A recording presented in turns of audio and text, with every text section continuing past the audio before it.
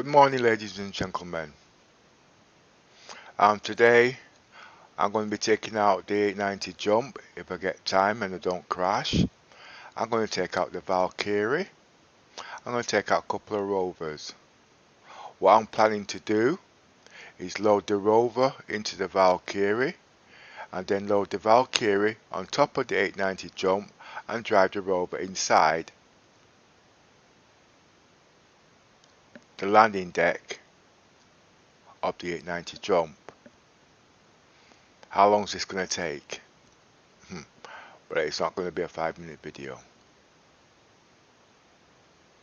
So don't just sit here and think you've got to stay glued, because it will be on a replay, so you can just skip through it. I could be on 8, 9, 10 hours plus. It's all about role playing, what you can do with Star Citizens to give you guys an idea. So if you like, please put thumbs up and subscribe so you can see more new videos coming up. Well, you know what? I need some clothes. So let's see what I can buy.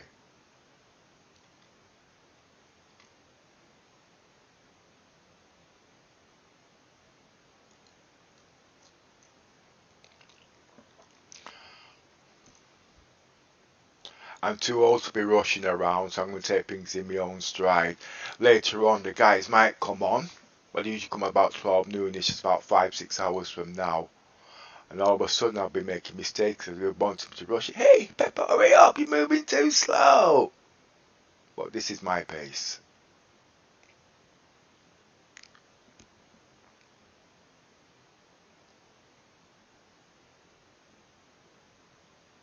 Oh, you're not shooting me today?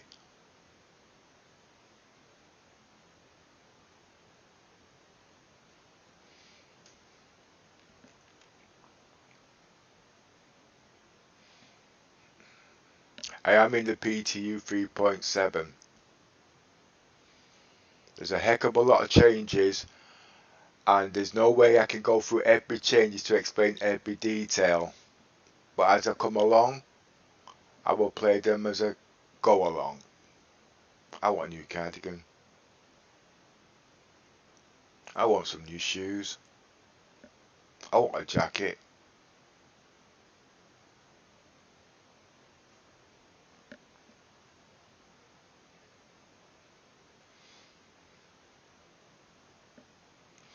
Well, I'm not going to the Metro Centre.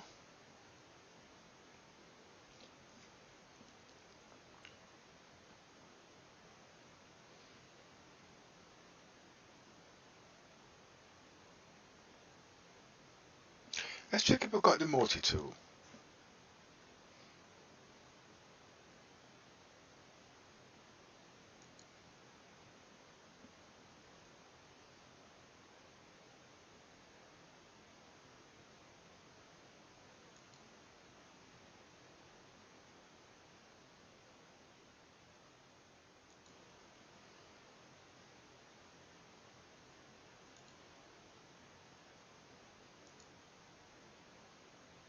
No, I haven't.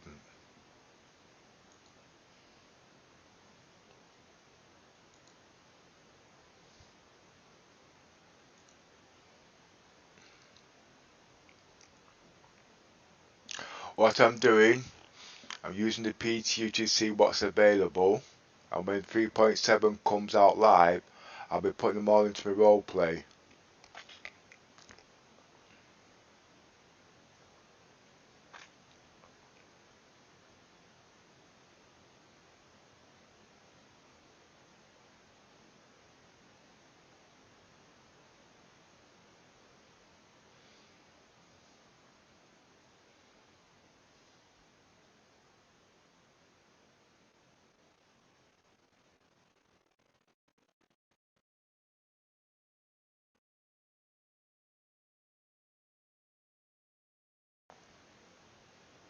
I don't know if that's a visual effect or that's my PC. Let's just check.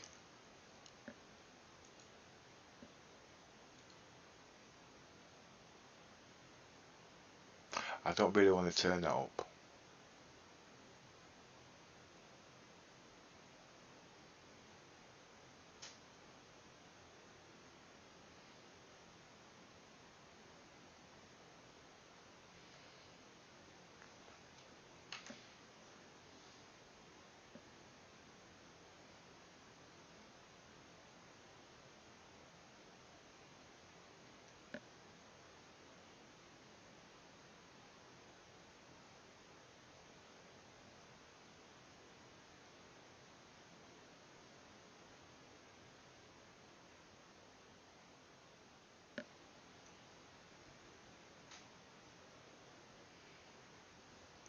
I'm actually learning Rover because I'm starting to think it's a bit more reliable than Lesky now. So I'll most probably be moving in the next patch.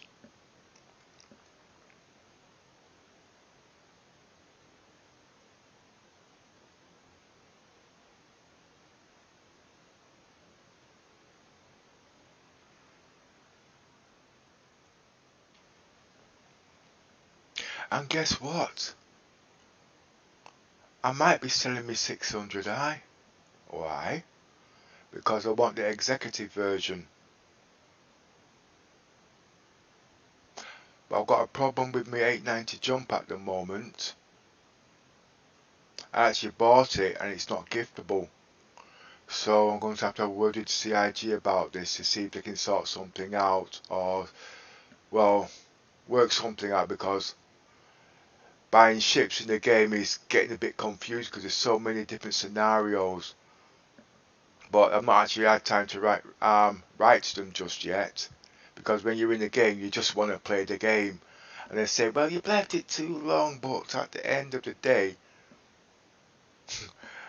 when you spend as much time in the game as I do, it's all you want to do is just play the game. But I like the 890 jump, but I don't like it because it's not giftable, it's not LTI and whatnot. It says it's exchangeable, but what does that mean? If I want to give it away to my friends and friends, I can't do that. And all the ships I've got are giftable and LTI. I will be playing the game for another 10 years, but still, you know what I mean?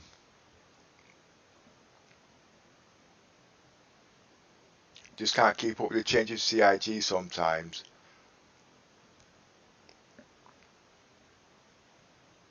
That's not a bad thing.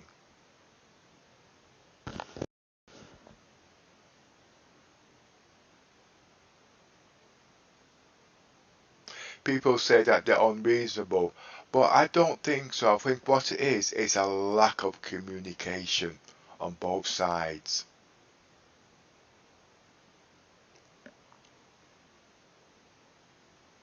I spent nearly 12 grand on ships, you see.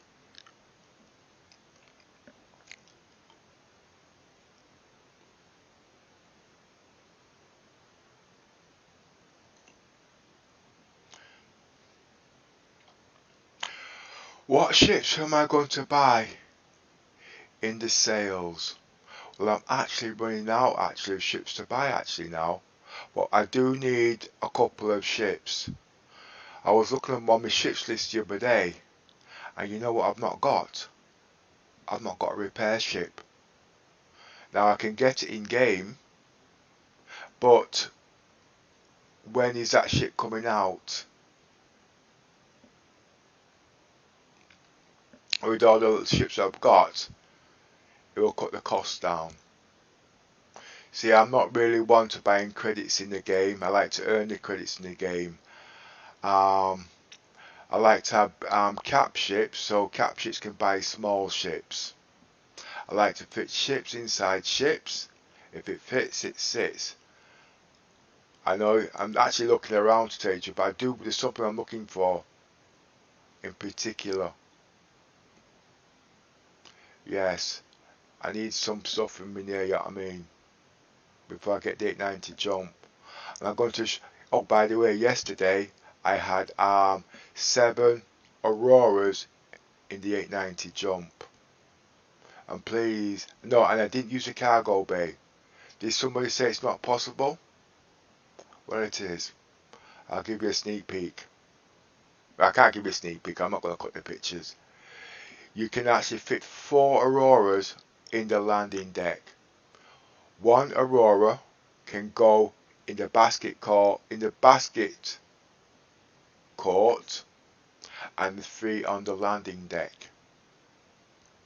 And the other 3 Auroras can go on the top landing deck, and yes, you can hyper jump, okay, which I have done. I've also had about 6 Rovers in the 890 jump at the same time.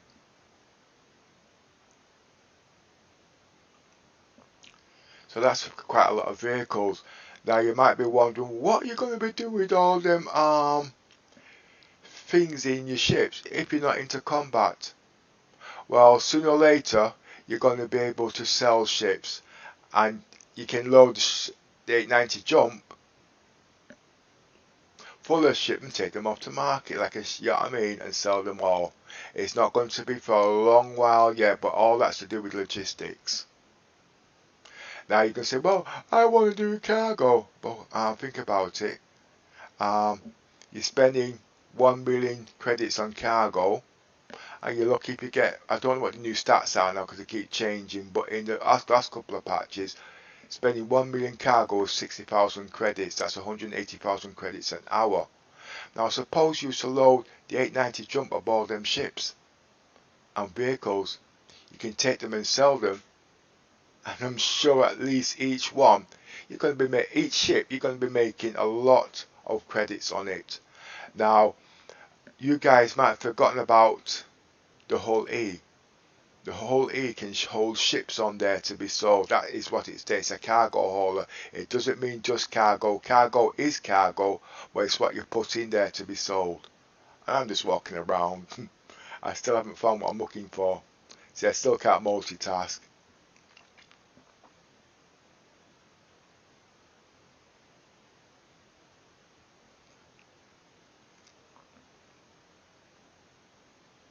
I hope you guys have got everything planned for the 890 jump. I have bought the Nautilus, and I'm starting to think twice about that. Well, it's a bloody good ship, okay? But my problem is, I'm not really into combat. Yes, it's good for defense, but it's hard to explain when you got all these ships. I've got a crew that wants to play them, you know what I mean? But those are going to be years down the line.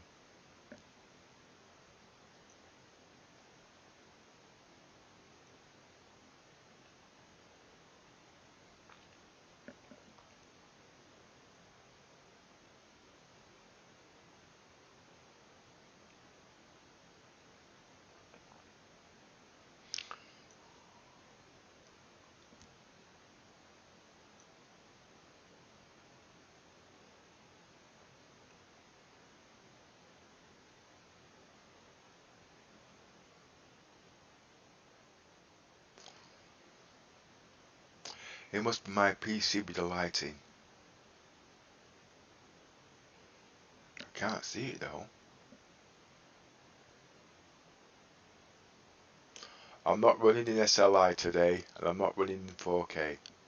Just a casual PTU test.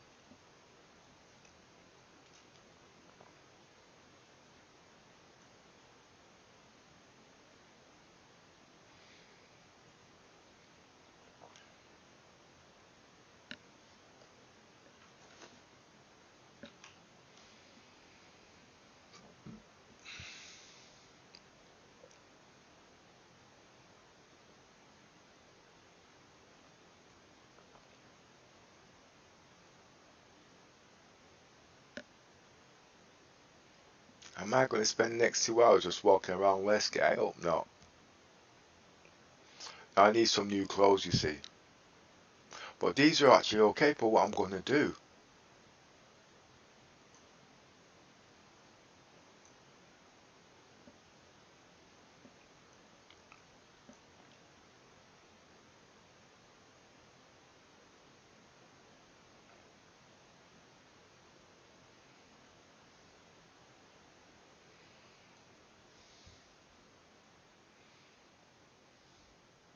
My lighting's really bad.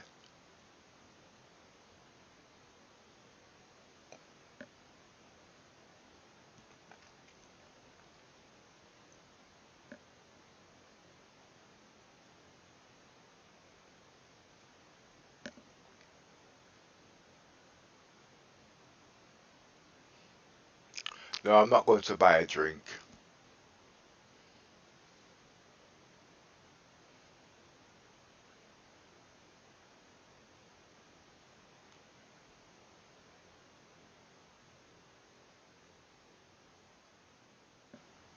That looks like an exit.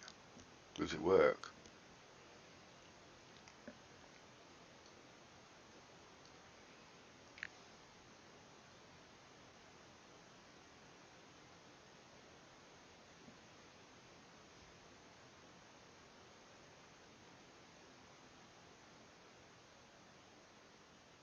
You might be wondering why my graphic movements are so easy, fine and smooth. It's actually this. If you go into options, go into key bindings, advanced customization. No, it's not. It must be graphics. No, it's not. Game settings. So much to remember. It's key bindings. Controls.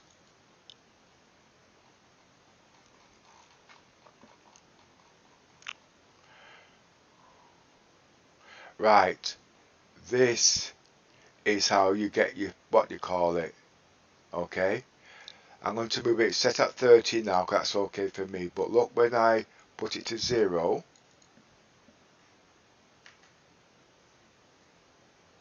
as you can see, it's snappy. It's not really smooth. As you can see.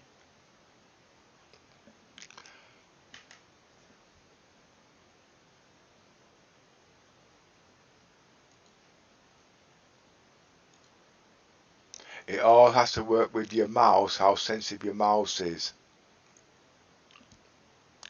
Sorry if my voice sounds a bit horsey today, it's just that I've just got a slight sore throat. It's very irritating.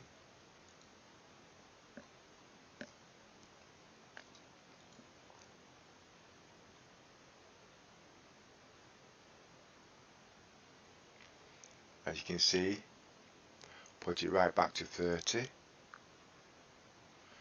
That's settings for mine because of what I'm using.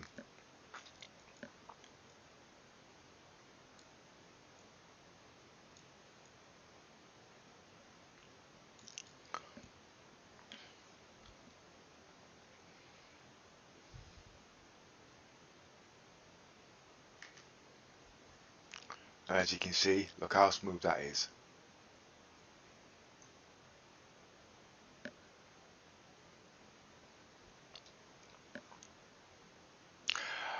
Also another thing, I'm actually a HOTAS user, and as you know, you've got hover mode which is working now, which you must have all discovered. It's pretty cool. But I'm going to go one step. I'm actually going to move away from HOTAS, and I'm going to go for mouse control. The reason why I want to use mouse control is because I've got the new gaming mouses with joysticks with 6-degree movement. This game with Spaceship is a 6-degree movement, but the joysticks can't actually do that. It can do it, but it can't.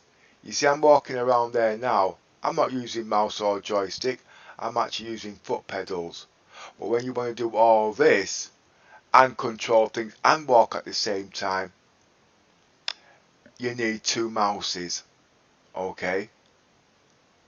You see, I can do it joystick. As you can see, it's all glitchy. You know what I mean? The only thing that's smooth is the walking because I'm using foot pedals. Well, think about it there now. As you can see, I'm steering with one hand. Okay. And it's doing all this. Plus I've got controls at the same time. And on my left mouse, I can do the head movements when I'm looking around, especially when I go into this mode. So I can be walking straight with left mouse, and the right mouse I can be looking in that direction and still walk. You see, I've got to use a mouse. It's not as smooth. So I will be going to be doing the new mouses. Super Mac Brothers, I was watching their videos a couple of days back, and I was looking at his video actually by mistake. No, not by mistake, I don't mean it like that. What I mean is I stumbled on the mouse and I thought, hey, yeah, That seems something pretty good. Now, I do like HOTAS, and I'm still walking around here, you know that. I do like HOTAS, but I don't think it's got it, because we're all moving away from keyboard now into HOTAS, but the mouse, I think, is the next in thing for this type of game. Plus, you're going to need some kind of a head tracking thing too. You see, I'd like to use VR, which I've got, but it's too creepy, and the graphics quality, I've been walking around here for hours, is not up to standards yet.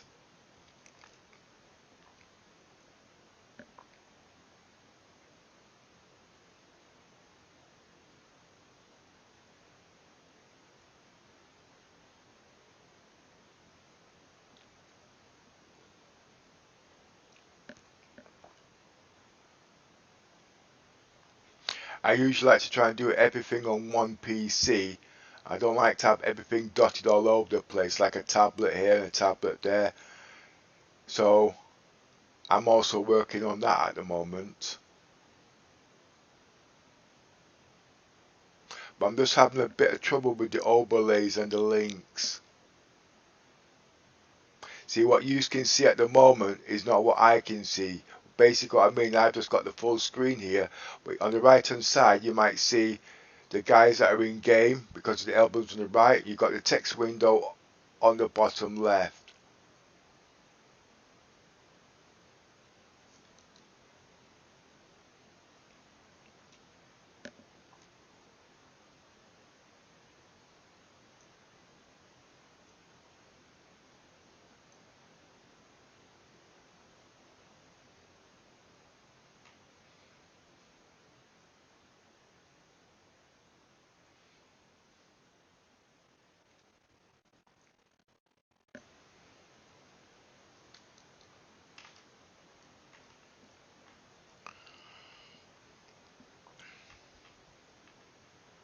I will be doing my own gameplay loops. Not in this patch. For instance, as you know, they're going to be bringing all these into game, but when is it coming in? But it has an overlay. You can load in your own snooker table and put it on the top and play that, and then go back into Star Citizens. I'll be showing our group members how to do that too.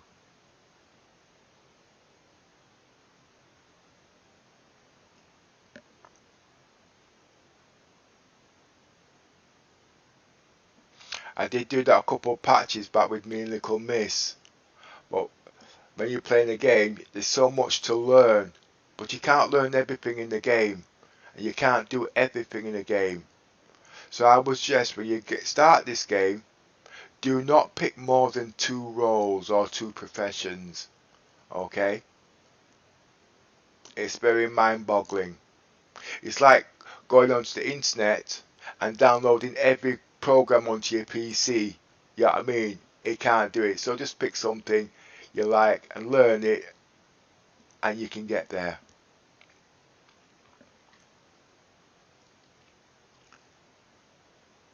The reason why I'm taking so long to find this Tomlinson, because I'm not really here at Lawville that found it at last. Lawville that much. No, that's workers. I'm still looking.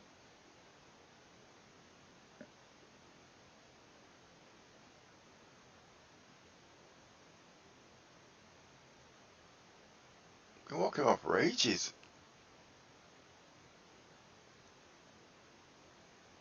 I need some new clothes. I need mining equipment. Well, you know what?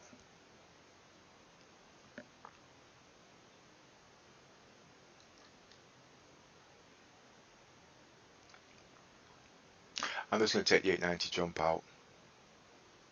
I'm going to put a Rover in there. I'm just trying to think what ship to use. Should I increase the cargo space to 160? At the moment, as you know, it's a little bit buggy. You've only got 32. But any ships you put inside the cargo, inside the 890 jump, will add that cargo space to it, which is allowed in game when it's been perfected. Okay? But you can only got 32, so I'm just going to use the ships that I've got. The biggest ship I'm using at the moment is the Freelancer Max, but I'm not going to be using that today. I'm going to be using the Valkyrie. Why? Because I want to show you guys how to put the Rover in the landing deck of the 890 jump. Did somebody say, oh, well, you can just land the ship and use it there and use that? Yeah, we know that. But like I said, it's all role play. Sometimes you can't land your big ships. And these big ships now that come into game like the 890 jump is really supposed to stay in space. You know what I mean? So obviously you need to be able to download them, upload them and whatnot. Me and our members was having a discussion yesterday about bed logging in and out. We've got a slight problem, okay? You've got hardcore like me that can play the game for hours. But suppose nature, well, no, not suppose in emergency you have to leave the game, and if you're in space and you've only got an hour and a half's oxygen, you're not, and you come back 2 hours later, you're dead. I think they need to go back on the overhaul. Basically, hour and a half oxygen in space. I know you can add to it. I don't think that's going to be enough. Basically what I'm saying, okay, we've stopped here now. Okay, we're in land. Now normally, we can't get killed here in Area 18. I mean Lowville, because we're in a safe zone. But the minute we leave the safe zone and we go out into the wilderness, like say we go to do a mining and we have to leave, whatever. We're not going to sit down there and find a safe place to whatever, because obviously it's not convenient. So if you log out, you should be able to log in back where you left off. Now in space, it's going to be totally different, because you've only got a certain amount of oxygen, and if you don't get back in time, you're going to die. Yeah, that's the way the game, but I think the oxygen might need to be re-looked at, because some people might not come back on for might be 2-3 weeks. You know what I mean? But I don't know, actually, it's all game balancing. I was also listening to something else that Minion Soldier was talking about the other day. What was his topic about? Mission sharing, that was it. He was saying mission sharing should go to all equal players. Well, I've always agreed with what Minion Soldier says, because we both think alike, and he's actually a long-time veteran more than me. But this is something I don't agree, because I'm also into marketing and whatnot. Right, let's give you an idea. Right, mission sharing's all equal. There's 5 people there, and we go to do a mission there now. I get 8,000, he gets 8,000, he gets 8,000, he gets 8,000. No, that can't work, because you get some sprite spark that like to break the game, and they'll have all these bogus characters, and they all go back to him. That's not going to work. Now, but CIG used the word mission sharing. That is the right word. Why? Because although you see it's at 8,000, it goes to equal. When they've got it perfected, you can actually change the variance of that. So that person can have 2,000, that person can have 4,000, that person can have 6,000, etc. Depending on what the big lump sum is. Now you might think, what's the point of that? I've got a big 890 jump. It costs fuel. Okay? And if he makes 1,000, and he makes 1,000, and he makes 1,000, I'm in negative equity. Okay? Now, obviously, we know that we're not going to pick a mission that's going to have 8,000. But as the missions get bigger, it might turn around and say, well, this there pays, say, 56,000. Well, okay. 6 people is going to go in there. The 890 jump's going to need at least 15,000 to improve the ship by the weapons. This the janitor might need only 1,000, etc. And you might turn around and say, well, okay, here's another scenario.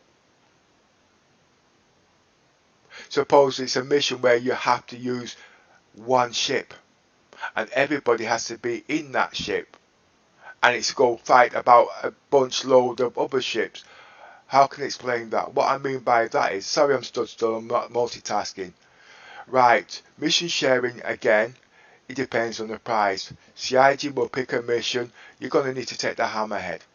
Okay, you take the hammerhead and you need 6 crew members. You can't enter that mission unless you've got 6 crew members with you. Okay, they jump on the ship, it's 56,000, and the logistics officer will say, yes, you get that, yes, you get that, yes, you get that, yes, you get that. Okay, and you go into the hammerhead and whatnot, and you shoot down all the merlings. Now, would you want to take 6 merlings to go shoot down the hammerhead? 6 merlings is not going to crack it. So you're not going to take 6 merlings, but you will take 1 hammerhead. Now, multi-crew means it's not you in your ship, me in my ship, and we shoot the hell about each other. Multi-crew means working together on one ship as a crew, and that is the way this game is supposed to be steered to. Yes, we've got all these ships, but sooner or later it will be. When Star Citizen first came out, it was like a single player, everybody's in single. Now we've got the multi-crew ships, okay, where we all team up. But the mission sharing, the way CIG is doing it, I do believe they're doing it right, okay? But they can't start off with 56,000k. They've got to start off with what they've got, small. And as they get bigger, better, the credits go up. But everybody getting equal, I don't really agree with that. Because you've got guys with big ships. I'm not going to go out there and I'm going to take a Kraken and only get 8,000. And he takes a blue mining ship and only makes 1,000. Get that's not going to work. But the logistics, sooner or later, they will be able to change that. So the logistics officer, or the gun who, or the party leader, at the end of the day, picks who gets what. Minion Soldier already says, oh, but they might get killed. But as you know, you go into a bank or a shop. Oh, you say we go to a shop there now, and you go to buy a loaf of bread. That bread's stale. You're not going to go back to that shop and buy bread again. If you go to a bank and you put your money in the bank, it's a bad investment. You're not going to go back to that bank. You're going to go somewhere else. And yes, we have got logistics working in our role at the moment, where we can actually pay players, make credits, and we all work together. And it's on test at the moment, and it's actually working. We've got 2 logistics officers learning new roles all the time. And the players, if they want credits, they borrow from the logistics officer. It's like a credit rating. You can't come to our logistics officers and say, well, look, I want 56,000 credits. Oh, how do I know I'm going to get them credits back? It's only a game, we know that. I'm not going to lend it you. But I'll tell you what, I'll lend you 1,000. Okay? You got 3 days to come and pay it back. If you don't pay it back, it's not a problem. But if you do pay it back, the next time you come, I'll lend you more. And now how will you get it back? So I'll lend you 1,000. And what I'll do, you pay me back 3,000. Well, that's a daylight robbery, but no, it's not. Because at the end of the day, when you come back, I'll lend you 2,000. And I've made 1,000. It's like a bank safe deposit box and whatnot. You never know. It's what you call building your credit rating. That's something that's going to be in the game sooner or later. Rama. I didn't get the stuff that I wanted. Now that is on logistics. So basically, the game starts. Nobody's got no credits like me. Only 5,000 credits. I want to borrow credits. Now all the members in my organisation, they will lend me credits now. Because I always say I will pay it back within 3 days.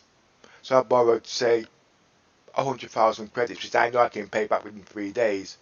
And when I borrow 100,000 credits, I'm paying back 3,000 credits. I can pay it back within an hour, but 3 days is about adequate.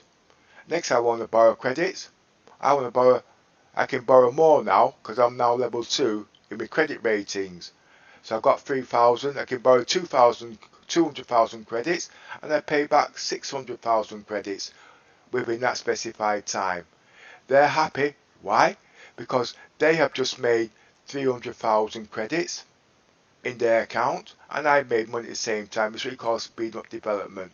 It's hard to explain because I'm not very good at explaining things. I'm good at working out equations and algorithm things like that.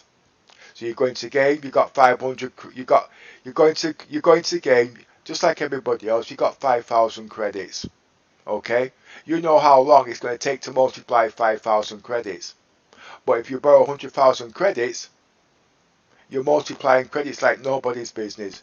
But if you don't pay your players back, they're not going to lend you next time. So you're going to lose your reputation skills.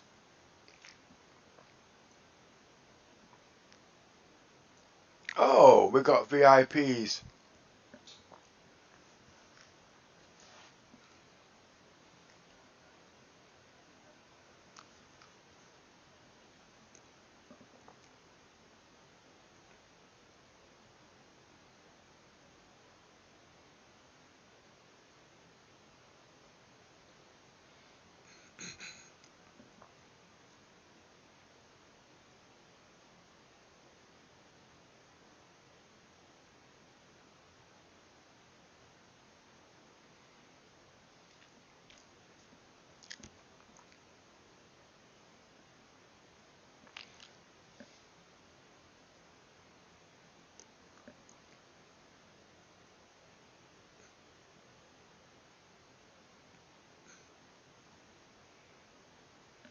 I should actually respawn all my ships actually.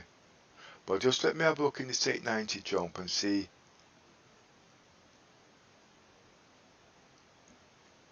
Just give me a minute, I've just got a blank screen.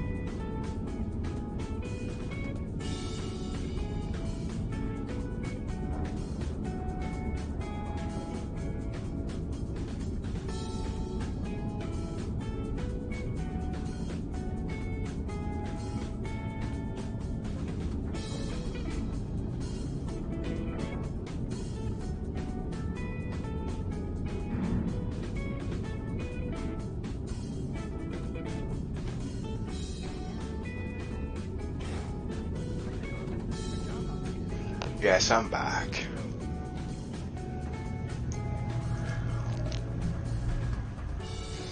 In the game at the moment, I actually started off with 10 million, 5 million. This is a PTU by the way, okay? I started off with 5 million of my own credits and I borrowed 5 million of the companies. That's just so I could test out the ships and whatnot. I'm not actually going to do anything on the Mantis because I know everybody's going to be doing that, and I can't actually see that in my roleplay because, well, I've not thought of a ship for that yet, a use for it, and that's one reason why I've not bought it or going to buy it. Got enough combat players in the game at the moment.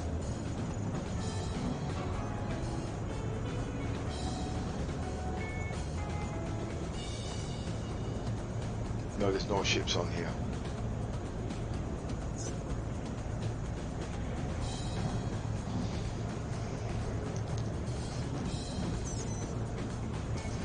And I'm also testing to see what works and what doesn't work.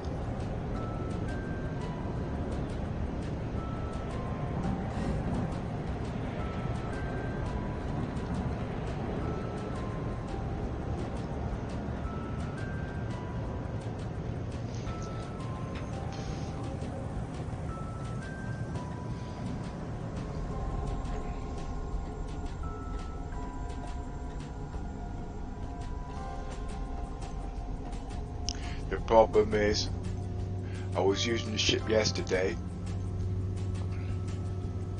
so I might have used a bit of fuel, but I'll check that before I get into the ship. I won't be buying fuel at Lesky, I mean at the ports with these big ships. Every time I enter atmosphere, I'll always make sure I've got at least 70% fuel in there. If I'm low, I will buy fuel. And you'll say, what's the point of that? Well, you'll be landing at Daymar and stuff like that. It's good practice. You're not going to take your car on an empty tank and run out on the road halfway through now, are you?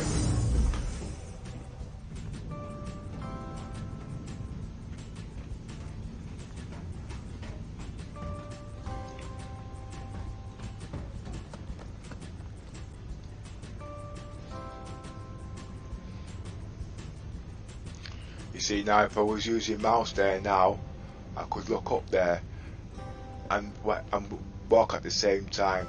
Now the reason why I mentioned this, one of my org members was saying yesterday, you don't do none of this, you don't do none of that. Because you can't really do that with joystick, and you can't do it with mouse and with keyboard, but you can't control your speed variance. And we're all going to be analog sooner or later. Basically what that is, you can just control your speed, and that's in driving anything. Keyboards can't do that, you see. I know joysticks can do it, and so can the mouse, but I'm almost sure the mouse is going to clock it, I mean work. So I don't think I'm going to go to Virtual Delta and spend £1,500 on joystick equipment. I'm going to invest it in mouses.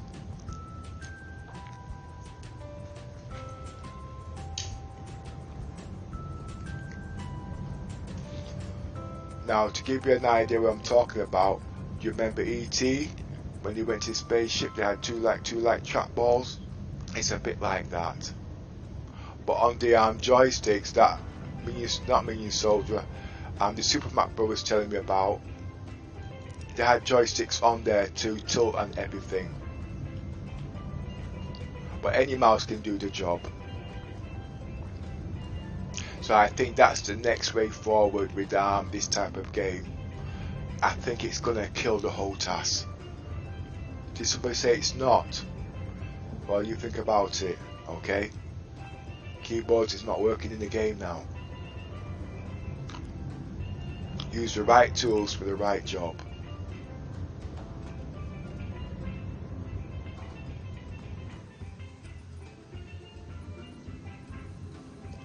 Oh, also, you're all saying that the ship is bugged at the moment when it comes to the lift. I'm going to show you something, okay? You'll see the lift disappear, okay? Now, as you can see, there's nothing there, but there is, okay? Look, if you point to where you know it's supposed to be and you press the interact button, it's there. Okay, you press that and everything comes back. So it's like a workaround until CIG fixes it. Okay, as you can see, it does work. It's just that at the end of the day, if you don't play the game long enough to find out these little problems, it's a bug. It's not a bug. It's not a bug. It's a glitch. Okay, it's a glitch. I've been in the Star Citizens forum about our guys complain this is not working. It's at the moment in alpha, okay? And every time they come out with a new patch, it's like the game's starting again with new ideas. And as you can see, there's nothing there. You walk back onto it, you think you're going to drop, but you're not. And the other panel is there. It is there. Walk there. Press. As you can see, send elevator. And you can see it goes back down.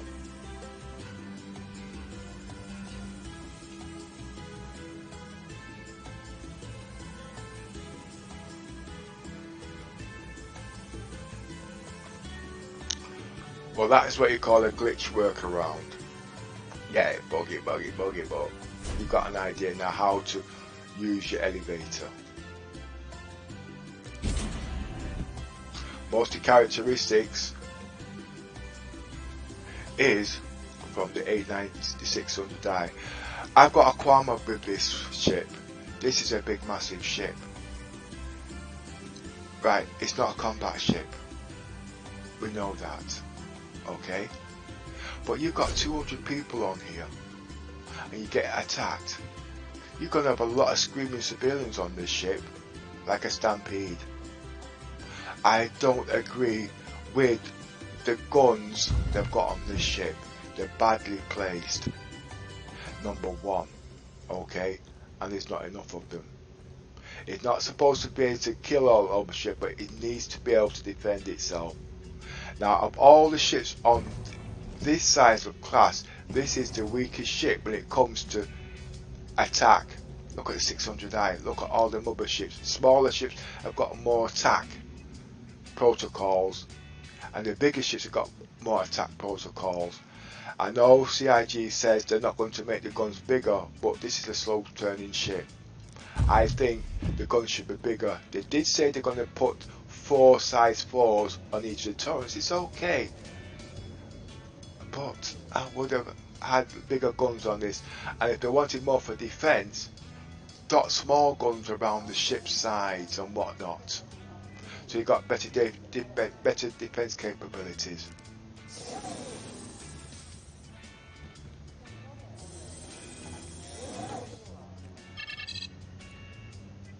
I've classed this ship with the but you look into it, you'll see where I'm coming from.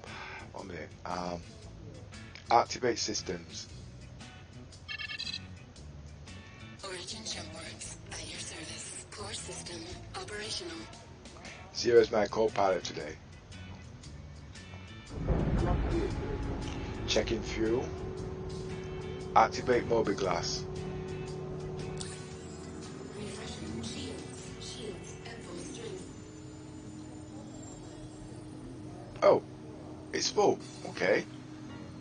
Deactivate mobiGlass.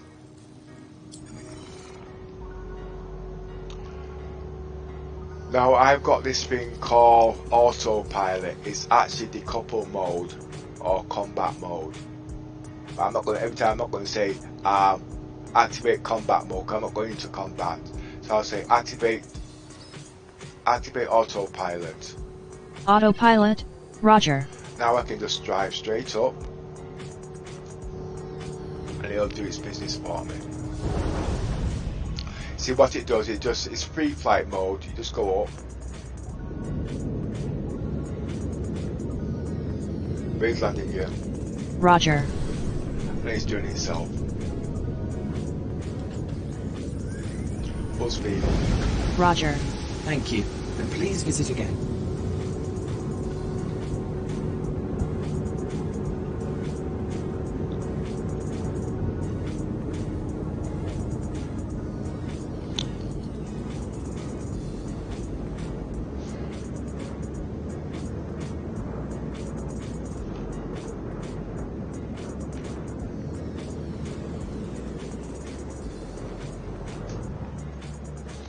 See, because I've got an autopilot there now, I can actually do things, but if I had a mouse, I wouldn't need to be worried about all that.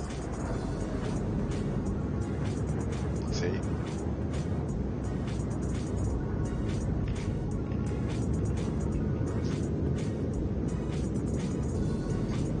I'm rushing a tiny bit, so it's a bit jagged.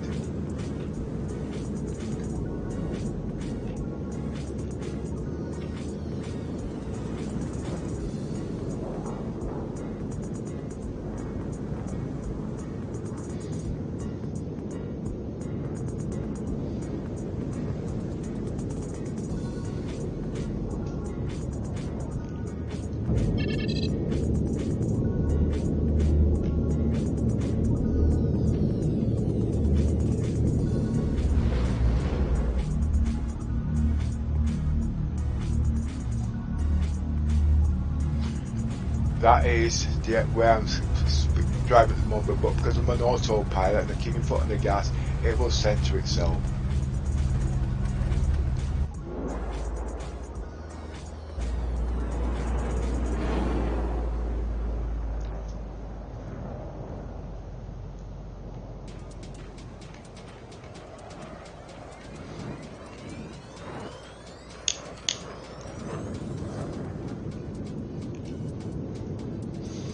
I'm actually using my own AI and my own co-pilots until CIG brings them into game.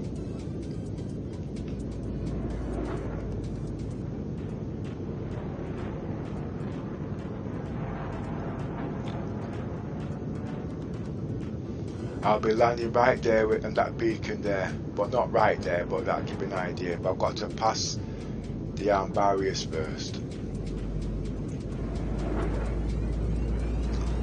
Low landing gear. Roger.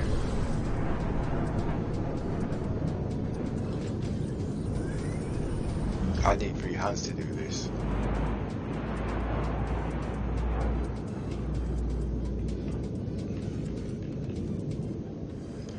I'm still in autopilot. Autopilot, Roger. Activate autopilot. Autopilot, Roger. What happened there, because I spoke the command, it did it automatically. I had another command in that. Now,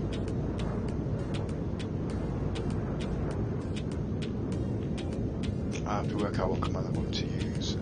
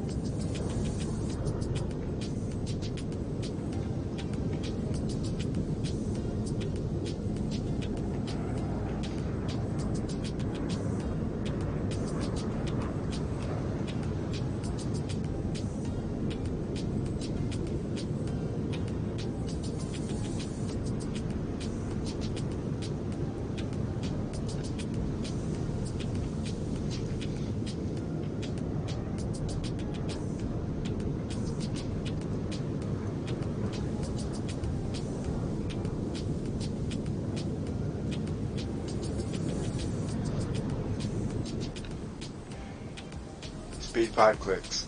Roger.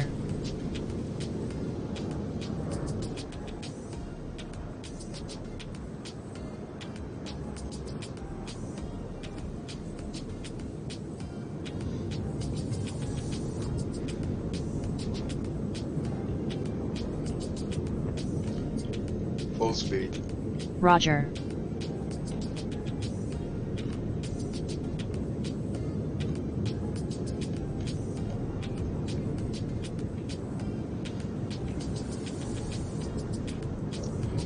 Speed 5 clicks. Roger.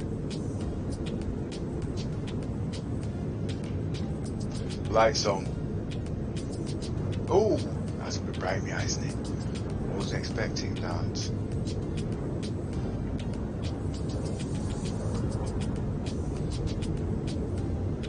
Speed 3 clicks. Roger. I need to land somewhere steady now.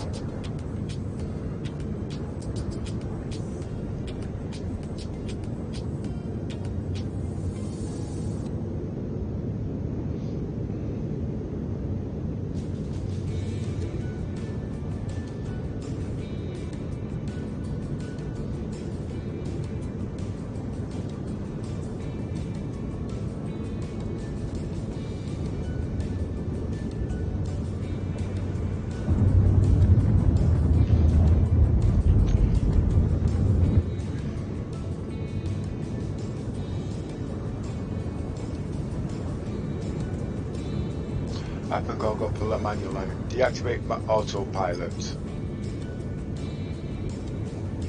Deactivate autopilot. Autopilot, Roger.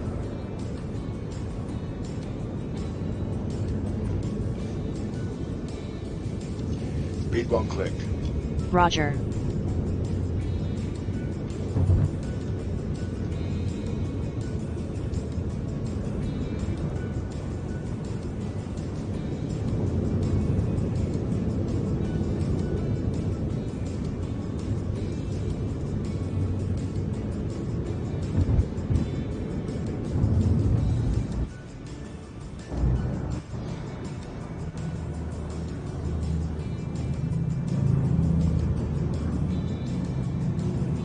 Divert power to the shield.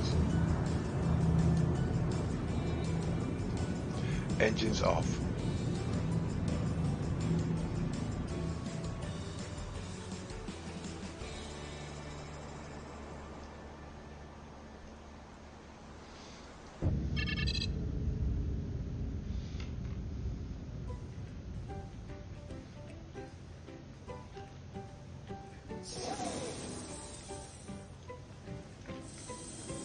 The ship is still locked, by the way, okay?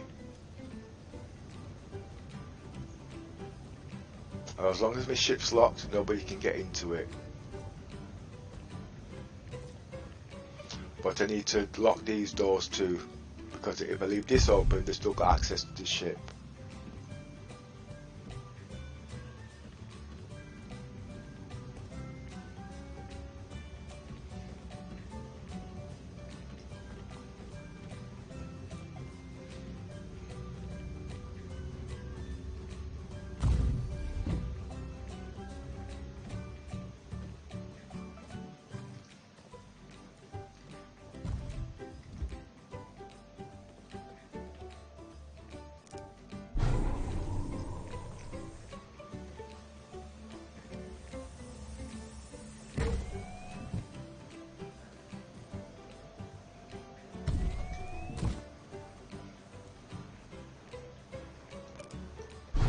And another reason why I can't use the mouse and my HOTAS at the same time, because every time I touch the mouse to look left and right, and I use the joystick at the same time, I get a spinning effect.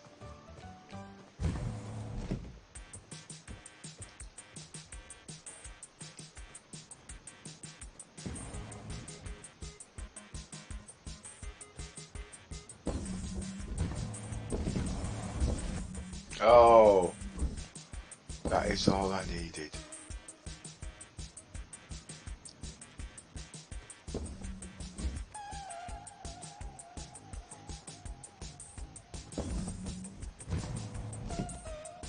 Oh, it's not this one, it's just one I get trapped in.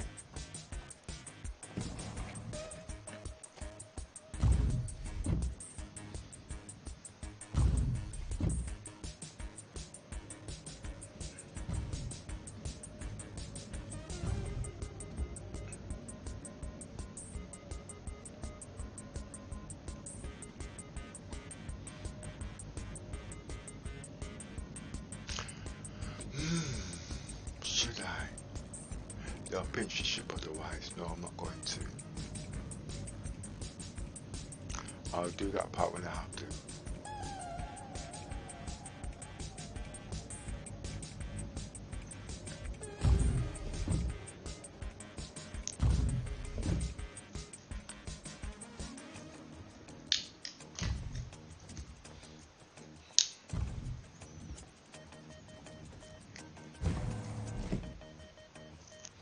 As the game stands now, as you know, the slight bug at the moment, the ship can only hold 32 cargo units. But I've actually had it up to 186 using the Freelancer Max and 4 Auroras. And that's all in the hangar deck of the ship to what we've got at the moment.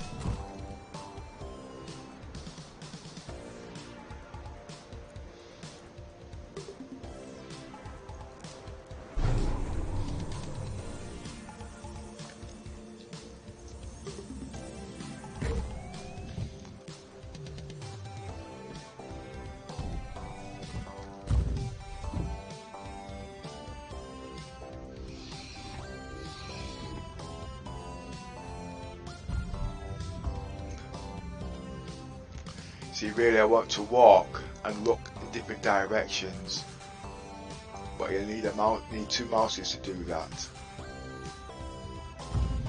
so I can keep that smooth effect. As you remember before, you say you can't get down there, but you can.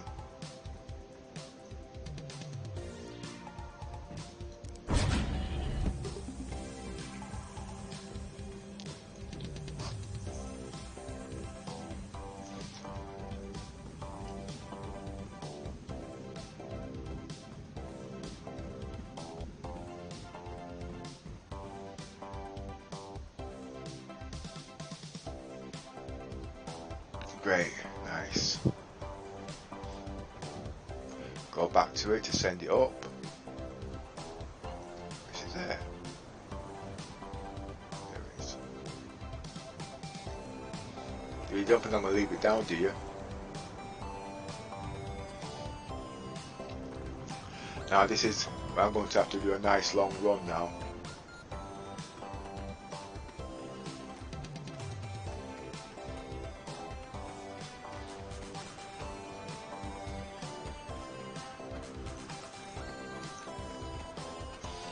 I'm taking out 2 rovers. I could take out the grey cat because I'm on a pleasure scene cruise, but I'll take out the rover. The reason why I want to take out the rover is because it's been a long time since I've been able to put the rovers on these ships, and now I can.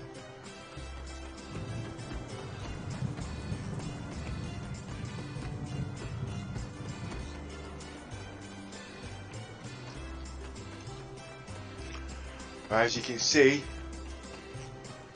the atmosphere is very polluted. I am supposed to have a mask on, but as you can see, I was walking around there for nearly half an hour talking and never got there.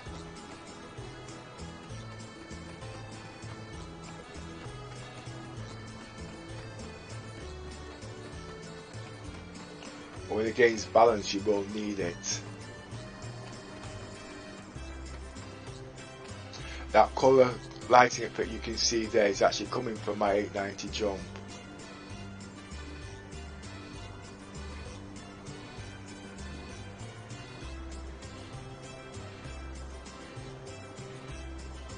See?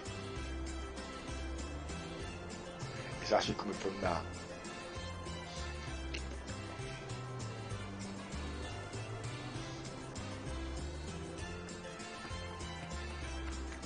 You see it change soon.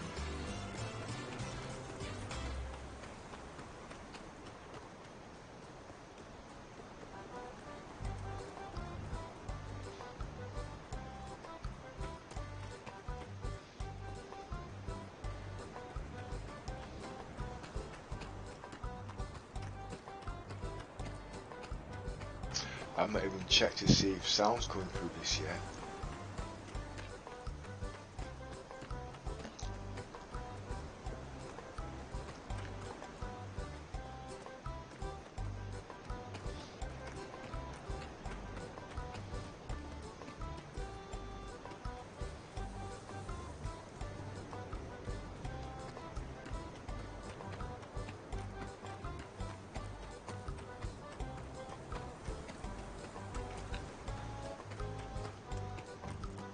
Oh, another thing see everybody's complaining about, the law system. You can't land at Lesky, you can't land at Area 18 if you've got a crime stat. Well, Area Lawville you can, and this is the only way in and out of Lawville. Okay, Area 18 is not possible. Now, sooner or later, they're going to be bringing jails into the system. Now, depending on how bad your crime stat is how you'll be able to get out. Now, if you've got a very bad crime stat, you'll be thrown into jail. It'll work like a cooling off period. Not like you do something bad in real life, they throw you in jail for 4, 5, 6 years. This is going to work in the same way. Okay, but no, they're not going to throw you into 5, 6 years, because obviously that's not the way it's going to be. But it's going to be, it's like a cooling off period. There are some ways you can buy your freedom, or you can get people to break you out. There's all sorts of things coming into the game. But you see, most people can't think like that. CIG says this is the way it's going to be. No, it's not. We're all programmers, we're all backers in the idea, and we can put our views in there, how we'd like it to be. And most people want to see this game as how you do things in real life. A lot of people disagree. Like the moment we got Squadron 42 coming out, that's like a track game. It's how you play. But this is, because we're in the PU now, it's unpredictable. Why is the game unpredictable? Because you're playing against human players, okay, and you don't know what to expect. So you always have to think ahead. It's your brain capabilities is how good you succeed. I'm no good in combat. So I actually play strategy and defense. So I buy things, build things, so I can survive in that sense. Yeah, I can do combat, but the game's too early for me to sit down and start learning combat. Why? Because things keep changing, and if you stop playing combat for a few weeks, you go back to it, it's like relearning it again. So that's one of the reasons why I'm not doing combat or learning combat at this stage. But when the time comes, yes, I am a pretty good combat player, but I've not done combat for a long time. Don't want to be sitting down all day doing pew pew pew when you've got industrial, you've got working, you've got this, you've got that. There's a heck of a lot of things going in this game. Now the mechanics of the game at the moment comes to the buying cargo. You might think it's all messed up, but it's not messed up. The guys at the moment, the programmers, they're not into counters or things like that. Now you think about it. Oh, get one. Now you think about it. You're good in accountants and things like that and stock control, just like me. Now, would you work for? No, I'm not putting CIG down. Don't get me wrong. Okay, don't get me wrong. All right, but you know, in the real life world, okay, you want to be paid for that kind of job, okay, and you want to be paid top dollar. This is a game in development at the moment. CIG can and cannot afford to pay one person, say, £4,000 an hour just to work out the mechanics for the credits and whatnot, okay, when they're still developing the game. So I just want you to take that into account. I played a lot of games and I am good in logistics, okay. It might not sound like I am, but I'm very good. And at the day, if I was to work for CIG, would I do it? Well, to tell you the truth, I'm retired now. I'm not that old, because I want to enjoy doing things like I've done my day's work, so now I just want to relax. But in real life, if I was to work for CIG doing logistics, I mean finance and stuff like that, would I do it? No, because obviously I'm out there for a goal.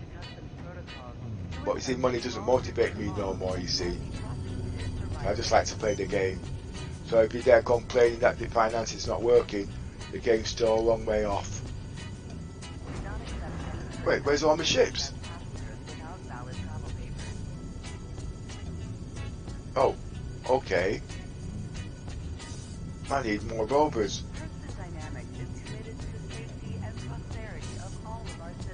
I don't really want the cyclone.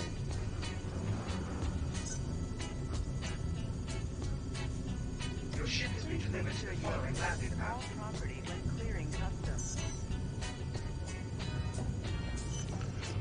Oh no! I didn't buy the rovers, did I? I didn't think I'd need them. But I do need another rover. I'll show you why in a minute.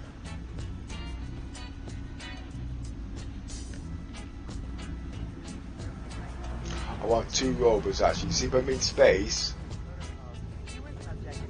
I know how I'm going to drop this. You see, when you do roleplay and it's live and uncut like this, you have to make it up as you go along, and that's what makes this game interesting. You dictate how you want to play the game, so you know what your outcome's going to be like.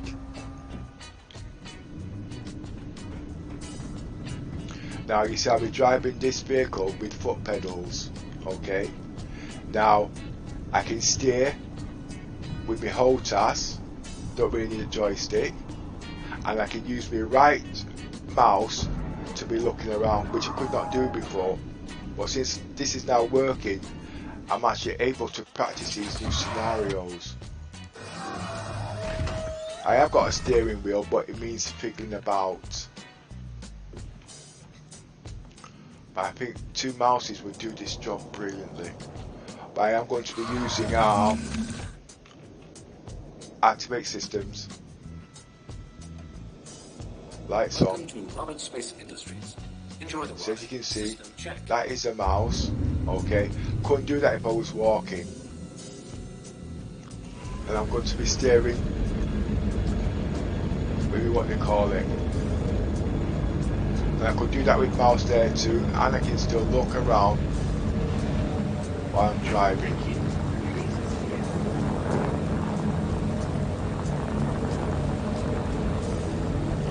So as you can see, I'm using foot pedals to control the speed, as you can see. If I want to turn left with the vehicle, I use the steering wheel. And if I want to look right, I use the mouse. Now, obviously when you're driving, you can't take your hands off the steering wheel. So if I want to use a keyboard, I'm stuck. Because don't forget, you've only got a limited amount of movement with your joystick and mouse. Now the reason why I'm saying use mouse, with the mouse you've got 6-degree access. This game is a 6-degree access, but when using hold task it's not 6 degrees, it's 4-degree access. See? And you want to be able to look where you're driving. That's me there messing around, okay? But basically if I wanted to go right, I look right before I turn right and turn into the right, as you can see. I want to go right, so I look right, not turning right, now I can turn right. Basically my... Whoa!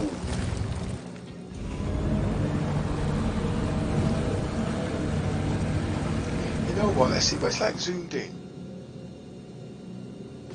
So that doesn't happen again.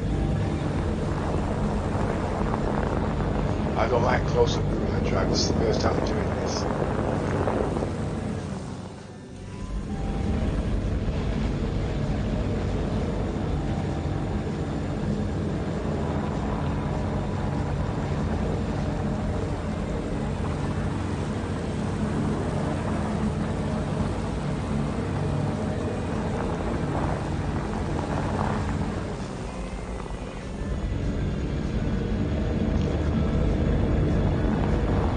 It's a bit like track IR this. Ooh.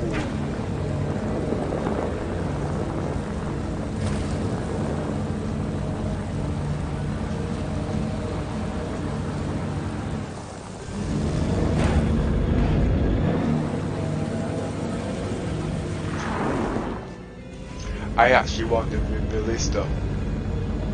I'm not convinced myself just yet. Now, why do I want the ballista? The ballista is actually the Rover. Okay, but it's got missiles and size 2 guns, and it's not. It is wider, but not by much. But it's long, giving it looks like it's a big vehicle. I have to zoom out on this. It's better. I can't see the controls. You see. That'll all be done by arm voice activation.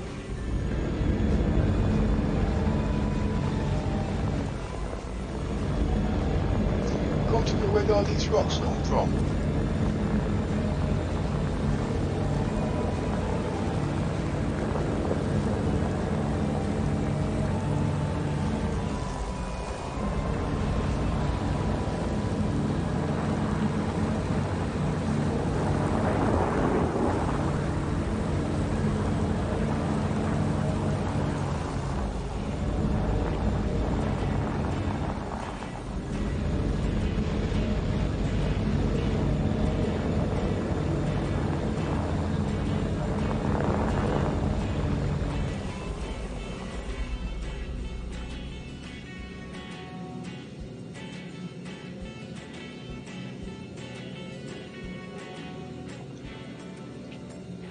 This is what you'd be using for track IR, you know what I mean? I don't think VR is going to work with this yet. It's because of the resolutions, it's not... Yes, you can get around it, you know what I mean?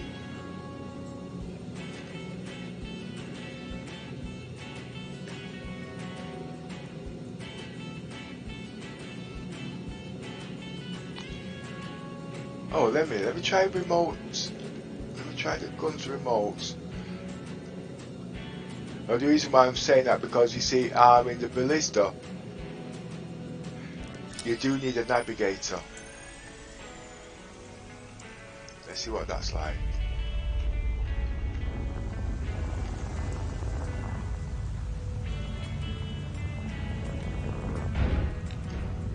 That's different.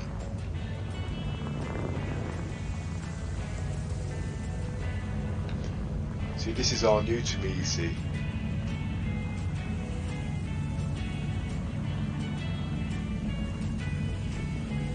It shows where the gun's pointing, but not which way the vehicle's driving.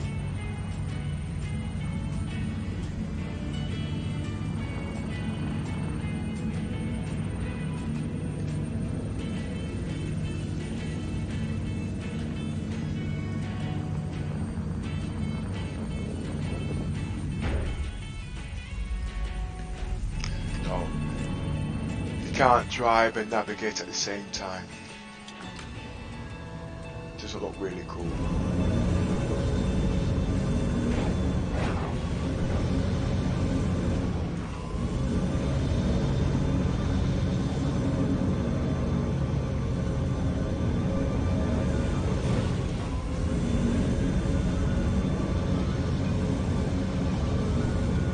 See, as you can see, I can actually drive a lot more smoothly. Now I'm not doing all this one, then stopping, then looking, and what they call it, constant flow as if using a real car.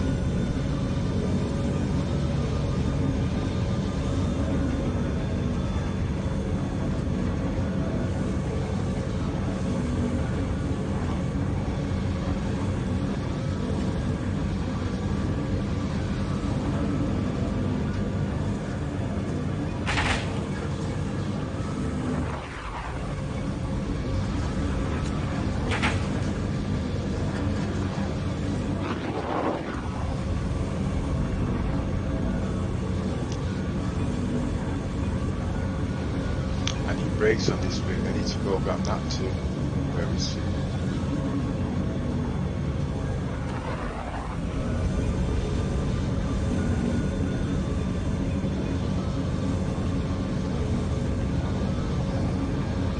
I'm just getting some practice in.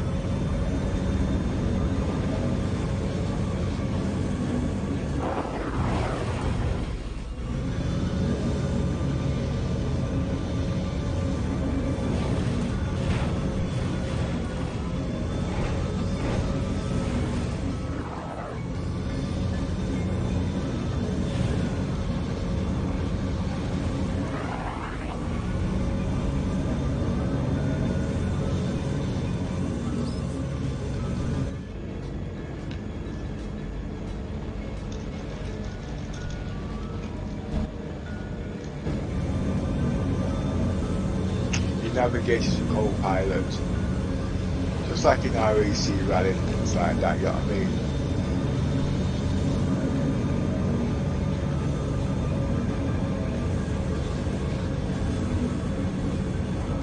Oh! Didn't see that.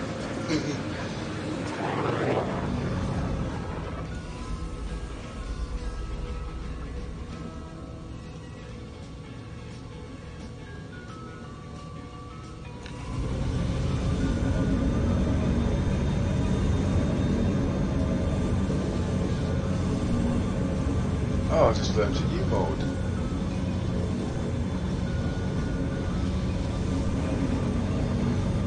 Okay, I can add that into the gameplay now. Right, let me do that one again.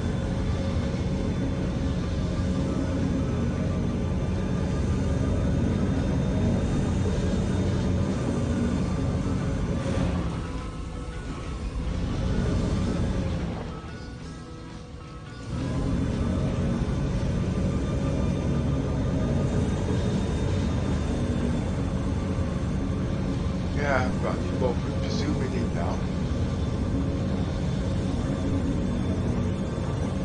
Oh.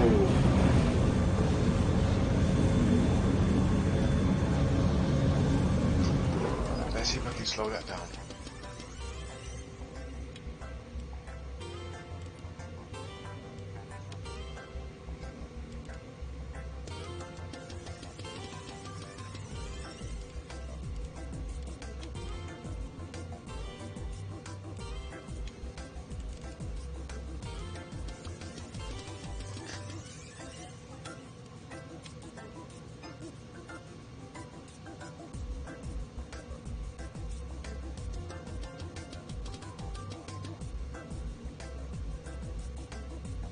Okay, that's not going to work.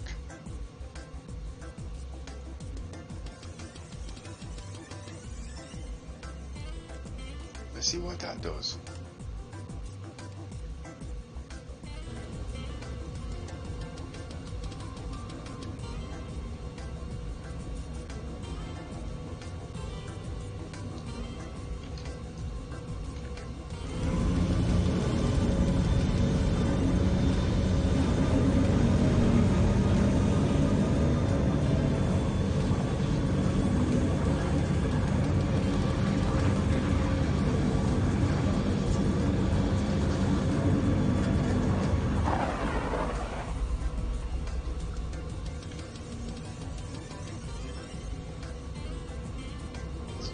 Am I limited? It's not as smooth as it was before.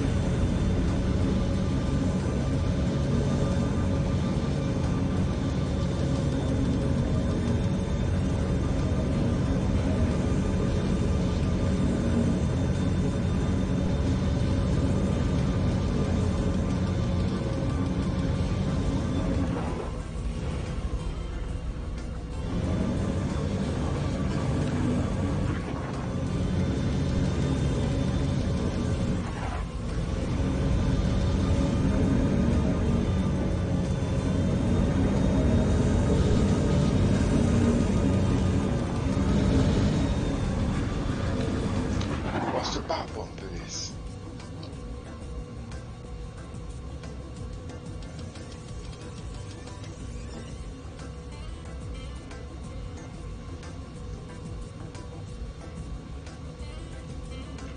That's something else we need to put in here now.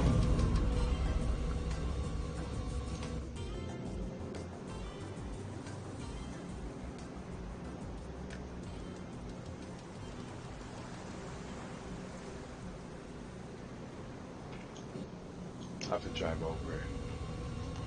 Nah, I don't put nowhere I can do.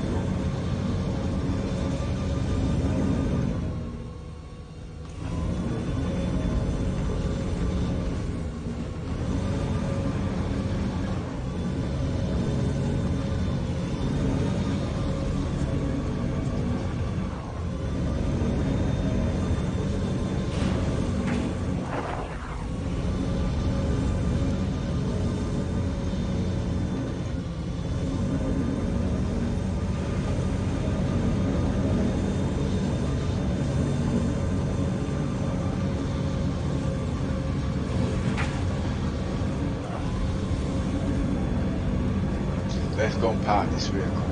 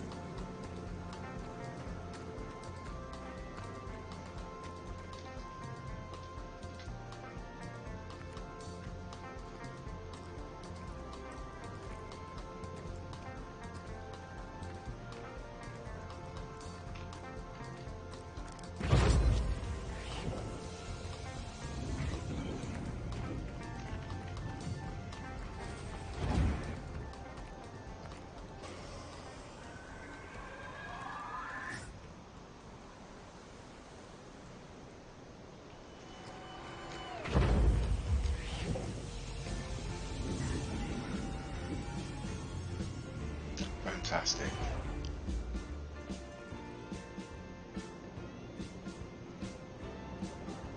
This don't look good. I did switch the engines off.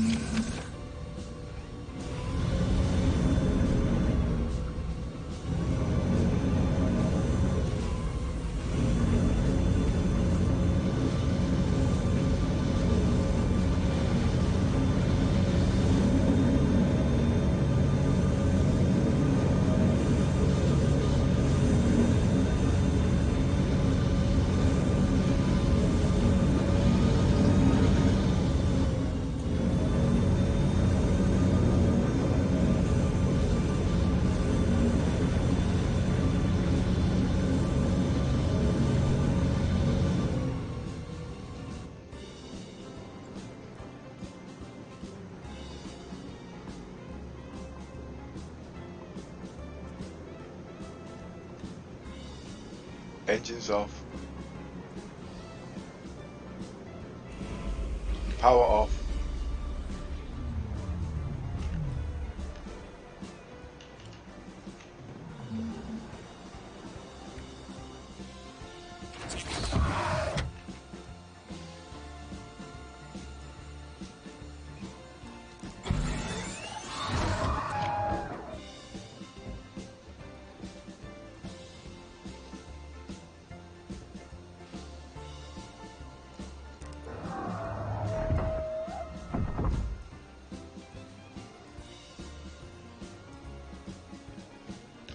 The wheels seem to be seated okay.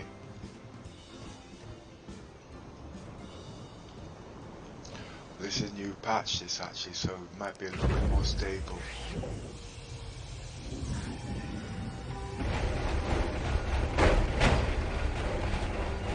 Not really. I love this effect of the arm screen. You can actually see through that now.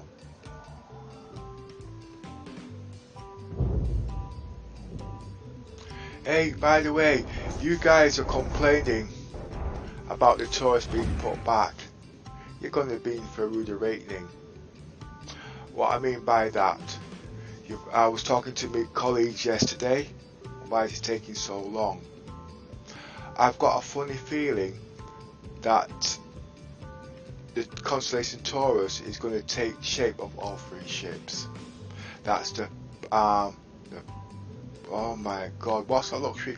Well, you've got the constellation Aquila, you've got the constellation Andromeda, and you've got the Taurus, and you've got the Phoenix. Right. As you know, constellation Andromeda is a missile boat. Okay. Now on the top of the Andromeda, you've got size 2 missiles. Alright. The Aquila is not supposed to have size 2 missiles by right, but they're working on that. Now when the Andromeda comes out, it will not have the size 2 missiles. So because it's not going to have the size 2 missiles, you'll be able to stack 4 cargo crates high. That's roughly about 4 meters high, okay, compared to the Andromeda's 3 meters high or 3 stacks high in cargo. It doesn't stop there. Right. So basically, as you already well know, the also the Aquila is supposed to store 240 odd cargo, 243 cargo. Now the reason why it's able to do that is because there's no Merlin bay there, so it's got double the width for the cargo. Now that means you can store 2 of those rovers in the Taurus. It doesn't stop there, okay? Because the Taurus doesn't have a missile bay at top. Now the Phoenix, right, is different. The Phoenix is the widest ship out there. Now with the ship being the widest ship out there, okay, the cargo crates on the Andromeda is 4 meters wide, or 4 cargo crates wide. The Phoenix is 5 cargo crates wide. Right, you might think, why am I making this point? Now, you've got the ballista in game. If I think what CIG might be doing, I think they're going to be putting all 3 ships together in one for the Taurus. So basically, it should be 4 stacks high, just as it's supposed to be in the Aquila. Okay, the Phoenix will be 5 stacks wide, according to the rest of the ships. That's only 4. What am I getting at? The ballista, if they do that, the ballista will be able to fit into the Taurus, because it'll have the width and it'll also have the height. Now there is one more of the thing which I'm actually a bit mixed up on, is because they keep resizing these ships and they keep resizing the vehicles and whatnot. When they resize one, they're supposed to resize the whole lot, which they're not doing, and that's where they keep getting to a little bit of a complication. But just in case you don't know, I would say the Taurus will be able to fit a ballista in there. The only restriction might be the height, because it's actually 4.5 meters in height. According to the cargo crates on the Aquila, it's supposed to be 4, but that's 4 meters. But the ballista is 4.5 meters. But there's something wrong with the size, because they're not resizing ships properly. And don't forget, on the Aquila, the Aquila is supposed to have 2 levels actually. Okay, one for the ramp, and it's got cranes at the top to move cargo around. Now I don't work for CIG, but I am allowed to theory craft. Now I could put notes in Spectrum to give them this idea, but knowing them, they would have thought this already. And that will be the smallest ship, right, that will be able to fit a ballista in there. I heard what everybody said. You've got the Hercules that can fit ballistas in there, but the Hercules can't land at Grim Hex or go through certain small jump points, or etc. Where the Taurus will fit that role. Now, another thing I was curious. The new Taurus has got 243 cargo units. Now, I understand 240 because that's an even number, and that's about right. But where did the other 3 cargo units come from? Then it dawned on me that the secret bay they've got for cargo stash for illegal drugs, which you know it's going to be used for, is the other 3 cargo units. That's what that's going to be used for. So it can't be detected. But let me just park this vehicle. So I just want to mention the Taurus. Okay, what I speculate it should be. Sometimes it's nice to theory craft, and then somebody say, "No, it's not going to be like that. That's not the way you see it." No, at the end of the day, it's up to you backers there to put these ideas if they haven't thought about it. I'm going to park this vehicle now. Okay. Activate systems. Welcome to Robert Space Industries. Enjoy the ride. System check.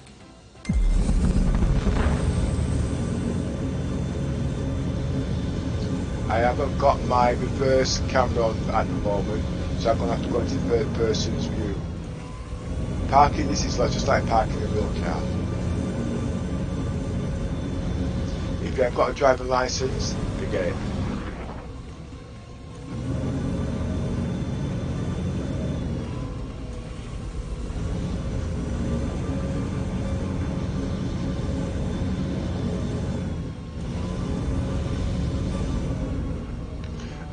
I could park it there, couldn't I? Now I'm going to make it difficult. Radar contact.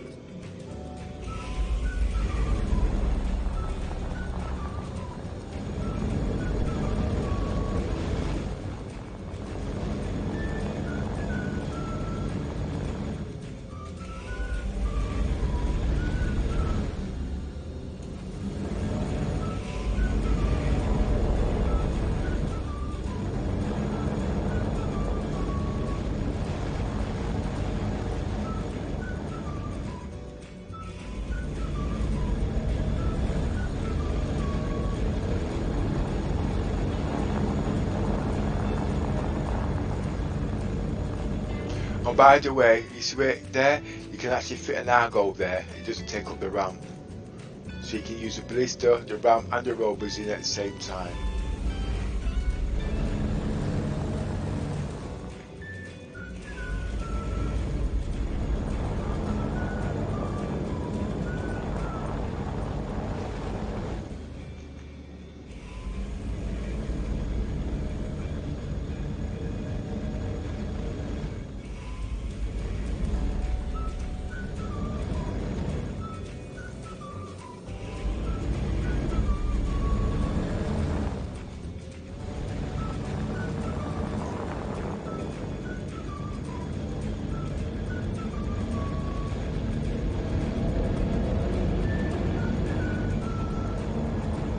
And you can actually fit 6 rovers on here without taking up the cargo ramp.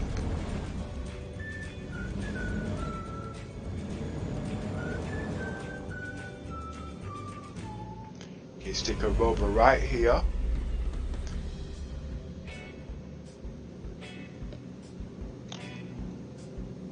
Power off.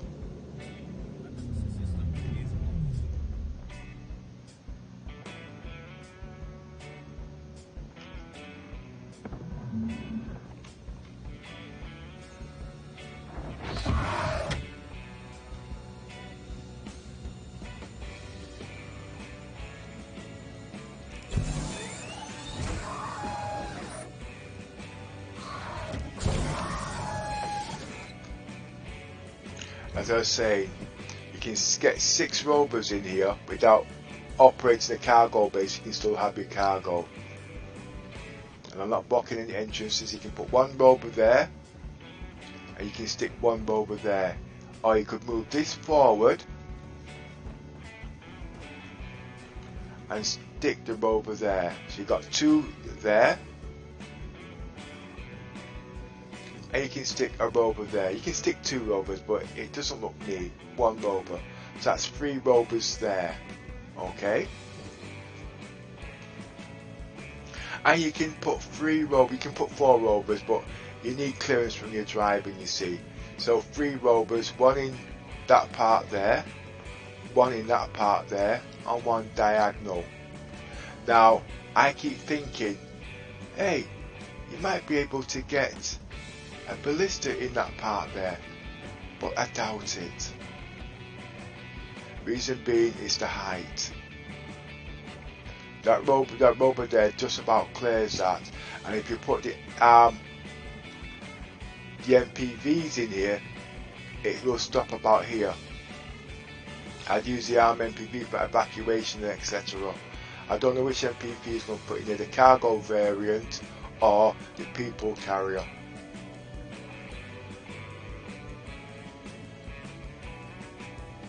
I want 2 rovers actually. The reason why I want 2 rovers, I want to leave 1 in here and I want to have 1 in the landing deck. Now the reason why I said, well, I have 1 in there, if you're in space, you can't actually drive a rover off here onto the Valkyrie. Okay? And if you don't want to take your ship into the planet, you're going to have to land the Valkyrie on top of the cargo bay.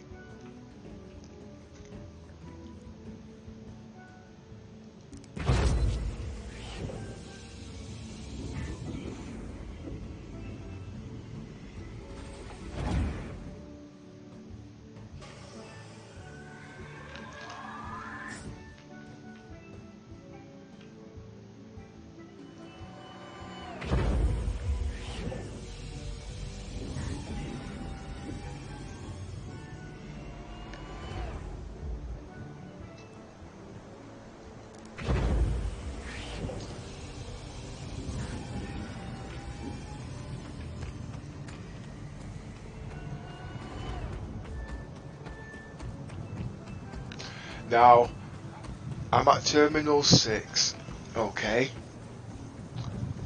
Now, I can kill myself. You guys are into all that, I'm not. I'm into playing the game out as much as I can, okay? And seeing how far I can get. I'm at Terminal 6, and obviously the tram there goes clockwise and anti-clockwise. Take the one on the left so you can get back to the airport to get your vehicle. Not the one on the right because it's about 3 stops.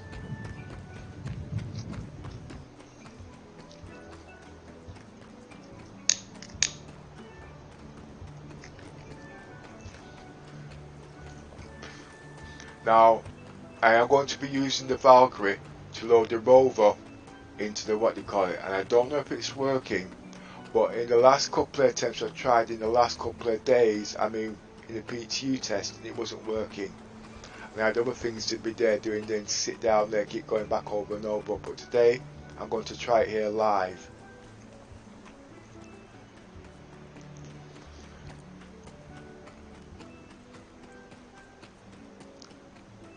So you guys have got an idea what you can do with these ships there now that can carry ships. I've actually got the Kraken, and you know something? It's actually starting to scare me. Why? Because that ship is so versatile and it's so modular, it's unbelievable. Now, you can't just put crew on there and say fly the ship. All the crew has to be trained in specific jobs. Why? Because to load up a ship like that can take days, and you don't want somebody coming in there unexperienced that can't do these things. So obviously you need to be able to communicate with your members, so everybody's got their own specific jobs. You don't want somebody coming in there and shooting up the ship, because that's going to take time to repair. All this is all going to be roleplay for these ships. So sooner or later you won't see these guys griefing in these little small ships thinking, oh, I'm going to shoot down that big 890 jump or the Kraken, because the crew will be trained on there and one shot can just take down the Aurora. The griefers are usually guys with small ships. The guys with big ships will not be doing griefing. The only time they will attack you is if you attack them, and they will suss out the information at the end of the day. Is it worth it? So at the moment, with all this publicity about griefing and interdiction and all this kind of thing, it will be stomped out. Okay?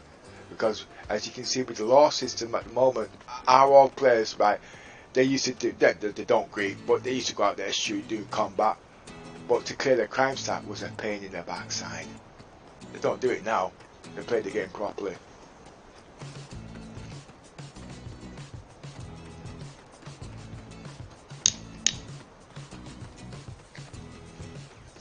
And in our organisation, we've got 4 roles at the moment. We've got militia, I think they call it military, that's security and combat. You've got logistics. Logistics is a backbone of the game. You cannot really play this game unless you've got, with these big ships, unless you've got a very good logistics officer. I've got 2 at the moment, me making it 3, and they're learning the mechanics of the game and trying to implement the role play. So the players can make money, they can buy ships and do things quickly. Then you've got science.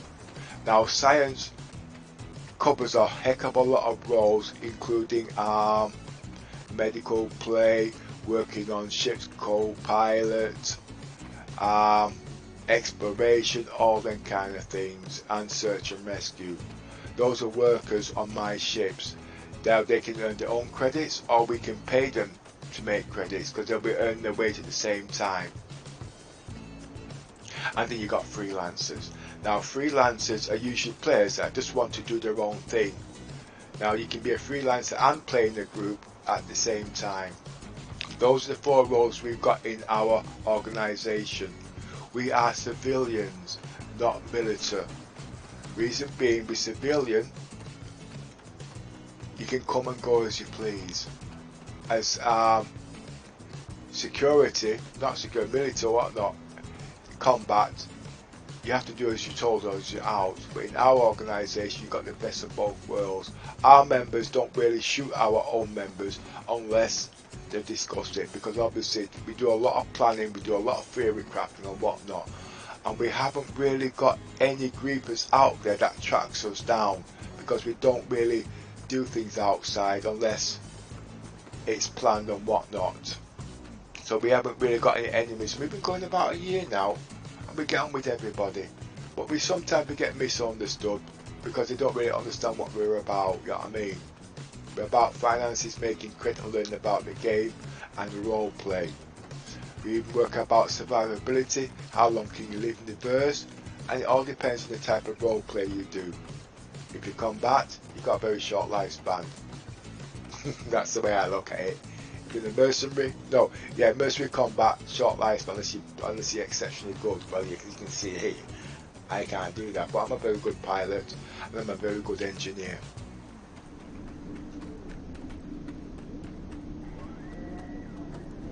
Right, what I'm going to do now, I'm going to buy a ship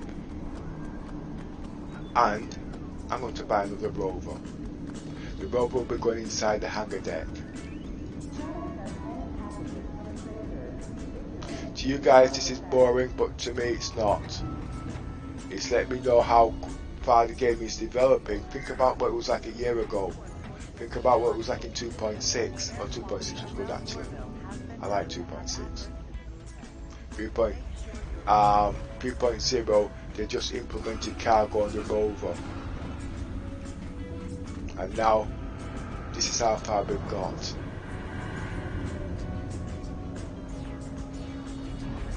I'm running like I'm drunk.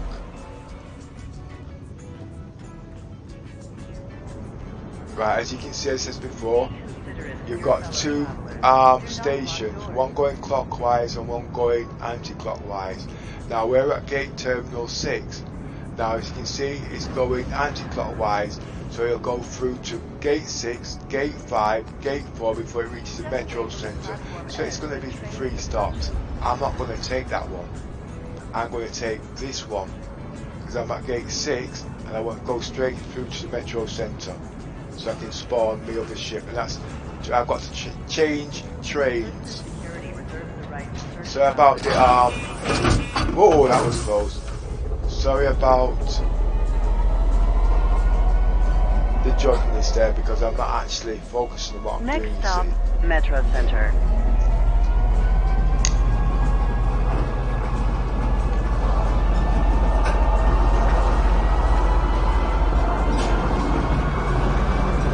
I will be taking out the Valkyrie next.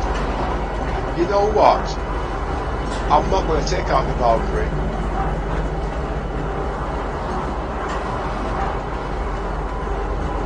Yes, I want to go.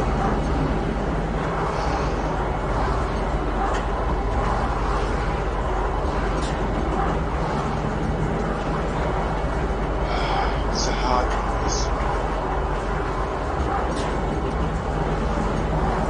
I'm going to take out the Valkyrie. No, I'm not. I'm going to take out. But I want to know how many ropes can I fit inside the. Doesn't really matter. Doesn't really matter. I'm going to take out the Freelancer Max. Now the reason why I'm choosing the Freelancer Max because the Freelancer Max has got 120 cargo space.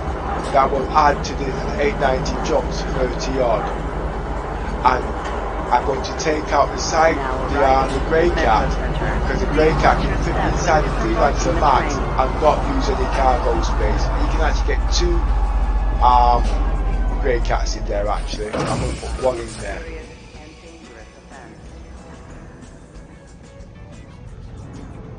I'm at the metro centre, so I need to change trains.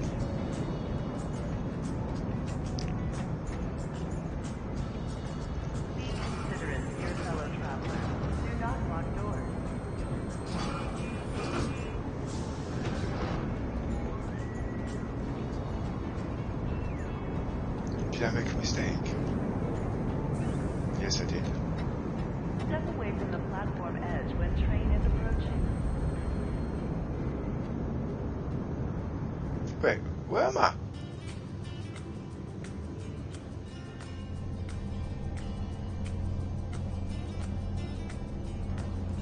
am I? Security reserves the right to search travelers at any time. Oh, you dipstick.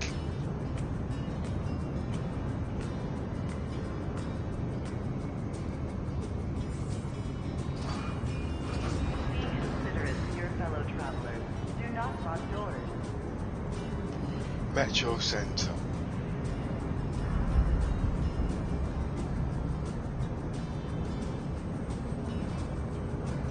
Yeah, I'm at the Metro Centre. Step away from the platform edge when train is approaching. Yeah, I'm still in the bloody, what do you call that one? No, I'm not. Yes, it just looks so different. It's because I got bad visibility. It's right.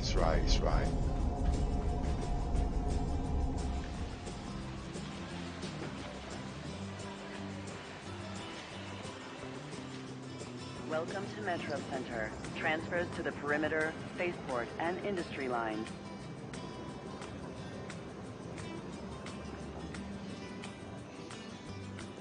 Welcome to Metro Center. So I'm not used to Transfers Rover the just perimeter, yet, so I can't just do spaceport, things and flowing. I'm industry still lines. reading the signs and whatnot. The right to search travelers at any time.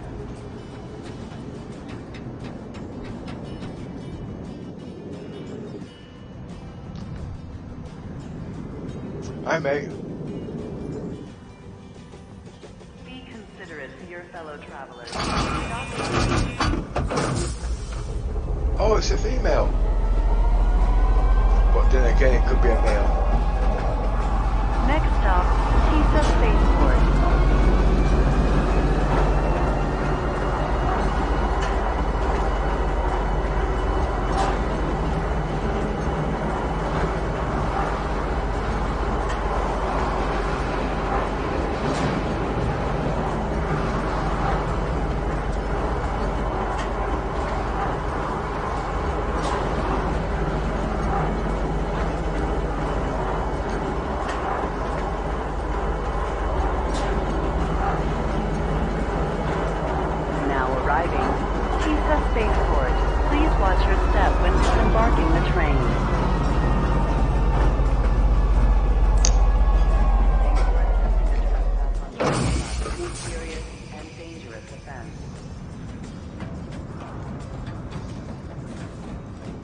Come on, you're running too slow.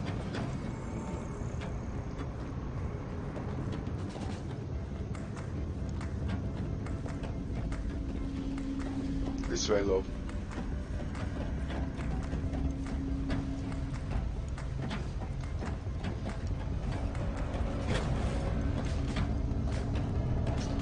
She's like the commit, she bumps into everything.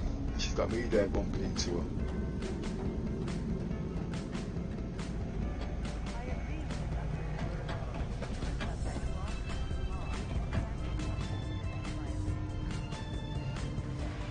I could pass her if I wanted to.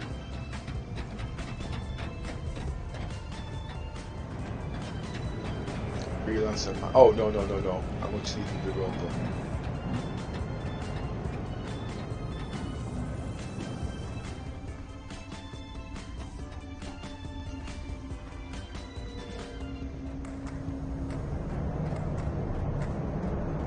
I don't like renting things, I like to buy things. So it's mine. I know it's only got the last of the end of the patch and it's not enough credits to do that, but that's me. You see, because if I ever wanted to sell the ship, I get something back, but you don't get nothing back if you're renting it.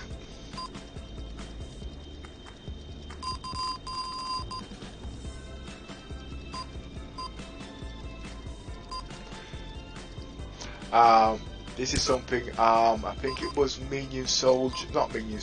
Board Gamer says, don't buy, rent. As the game states now, yeah, because you can't sell your ships back.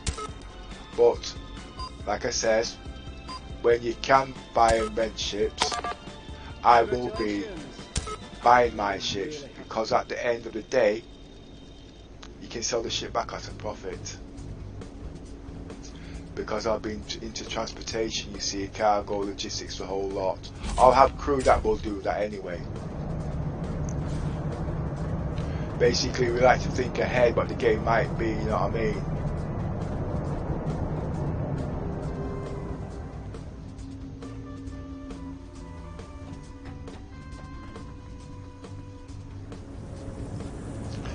Now I could take out the I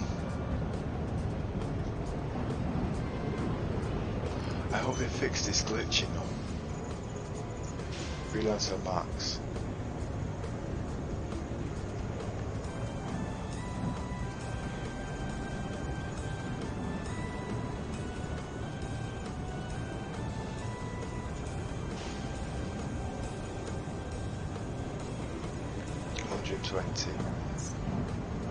And yes, you can dock with this ship on the 890 jump, but you've got to dock on the outside and make sure the doors are closed, because if you don't, with the doors closed, the ship will disappear, which is right.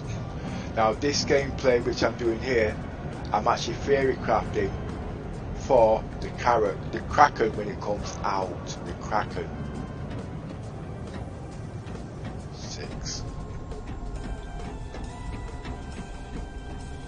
This is where you rent the ships.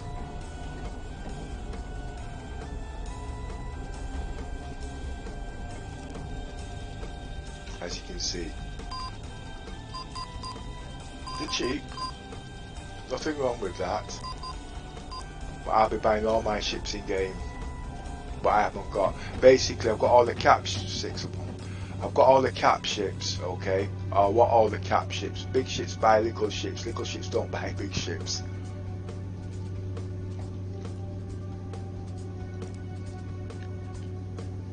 But I need to sort out this 890 jump.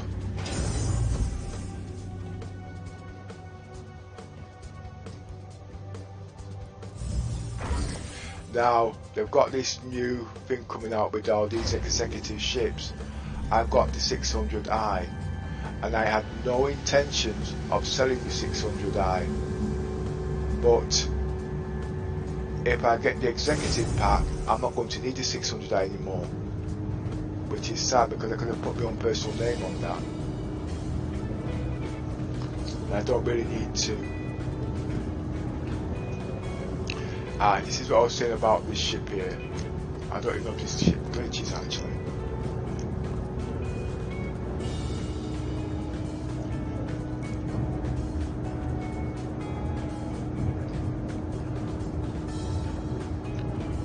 Right. As I was saying to you before, you can fit 2 cyclones in here and it will not take the space of the Rover bay. You park the cyclones. Oh, but wait a minute. This looks different. It don't look like it's got the clearance.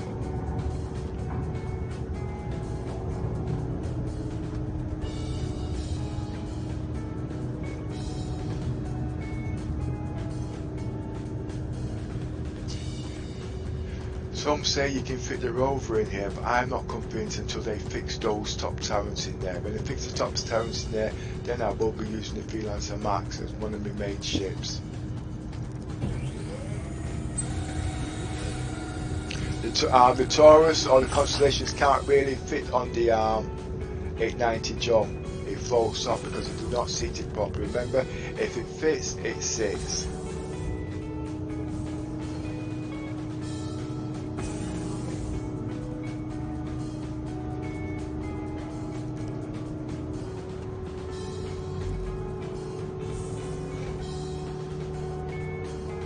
Activate systems. Hello, how can I help you today? Systems on. I hope it's not broken. I would like to talk about shields next. I'm an engineer in Star Citizens. Yes, you heard me. And I've been working on passive shielding since 2.6. Now, I can't explain that while I'm driving because it's a bit technical. CIG has actually changed that and I'm not happy about that, okay? It's part of my strategy defense program and the guys who use it, they think it's okay. Activate autopilot. Autopilot, Roger. So that's going to be my next topic to talk about.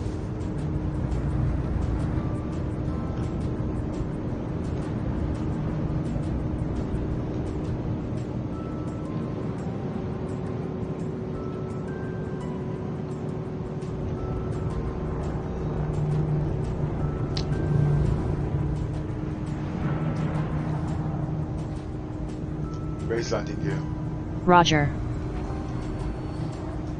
How come it's not zooming now? Must be the settings I've been messing with.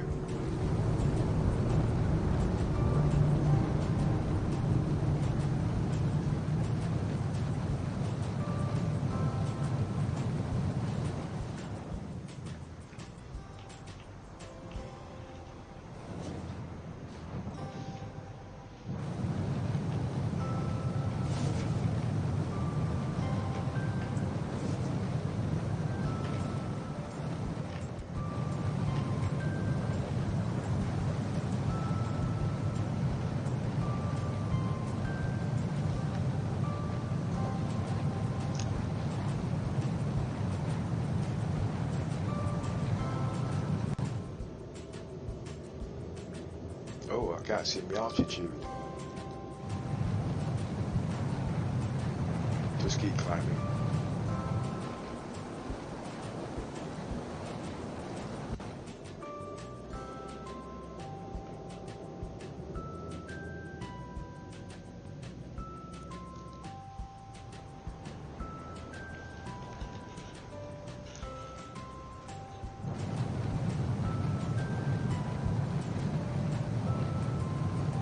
Full speed. Roger. Hope I don't blow up.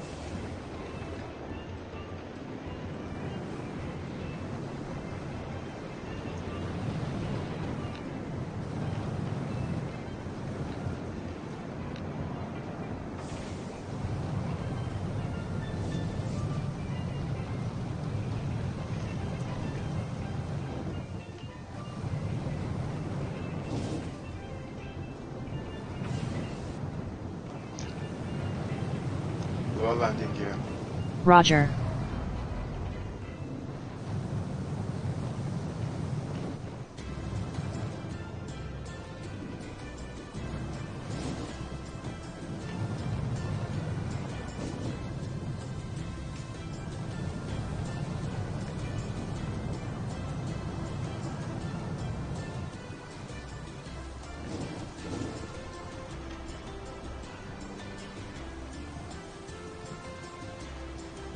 I'm a bird brain. Ah yeah, I was going to take the cyclone, I remember now.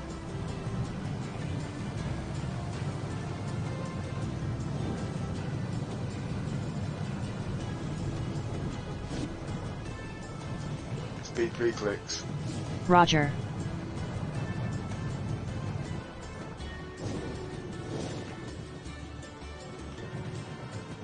Is your landing gear down? Yes it is.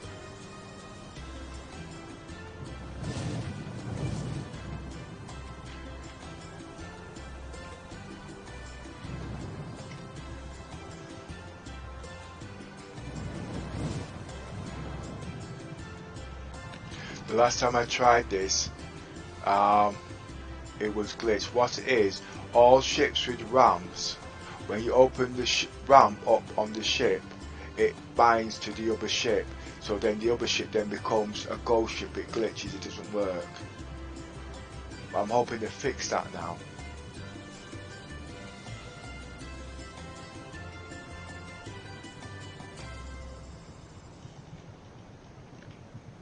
I know you'd like to see the Rover, but I've took out the Freelancer Max. Do you want to take out another ship? Speed 3 clicks. Roger.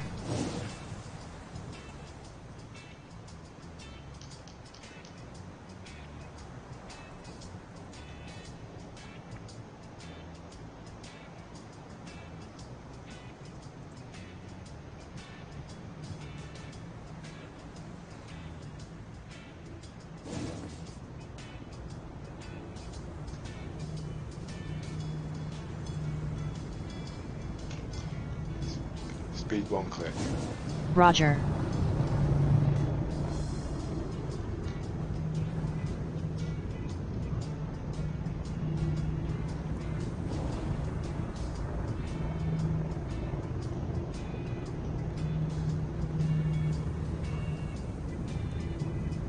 That ship looks tilted. Or is it me?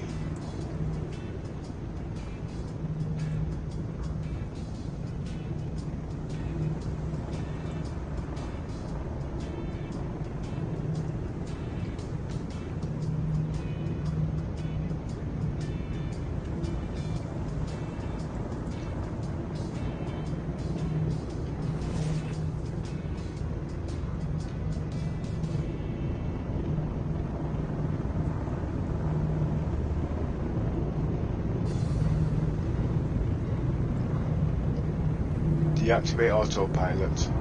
Autopilot. Roger.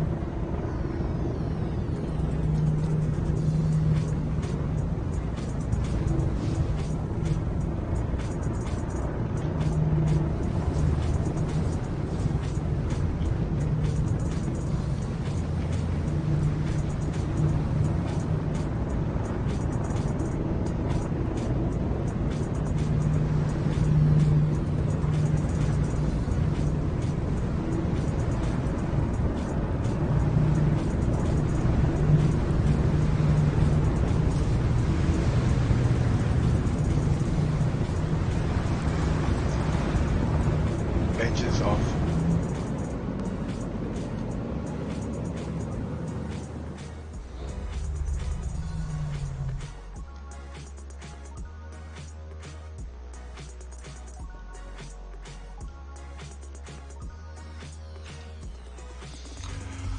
Right, let's go get a cyclone. I mean, Grey Cat.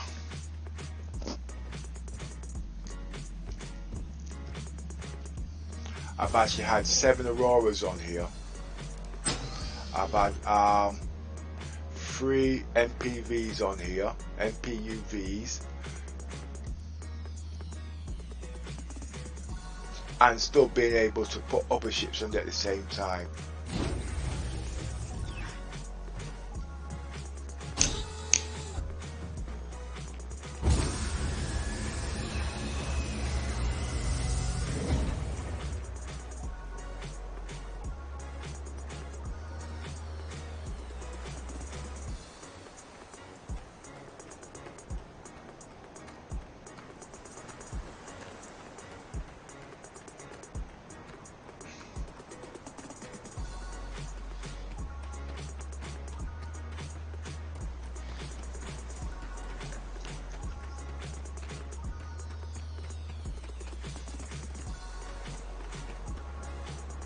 I just hope it's not glitched.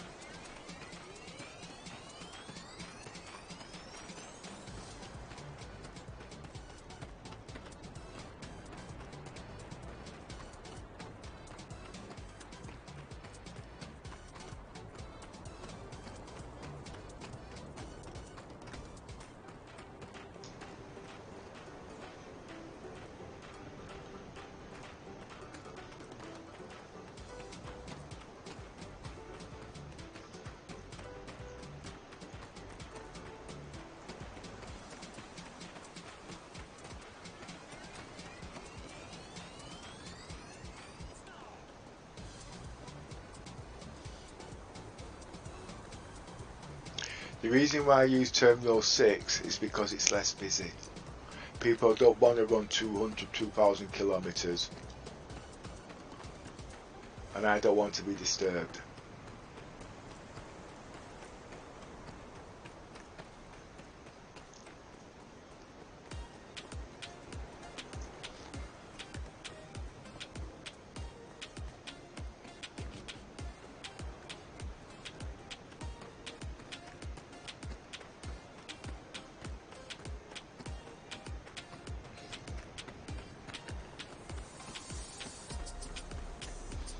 I've got the right gear on anyway for this actually.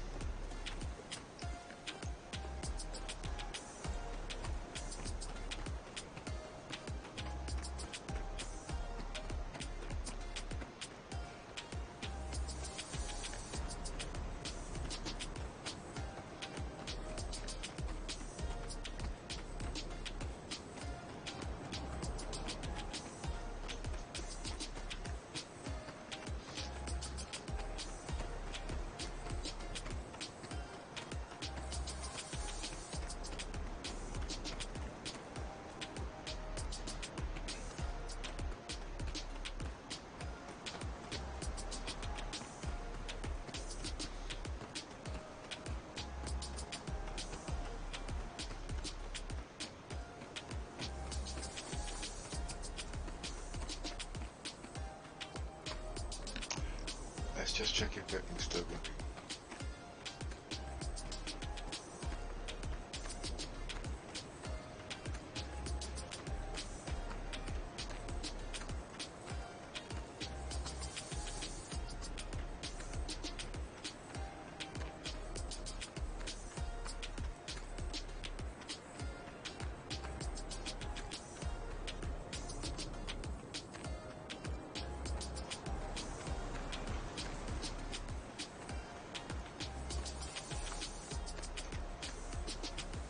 Hi, Asmarella.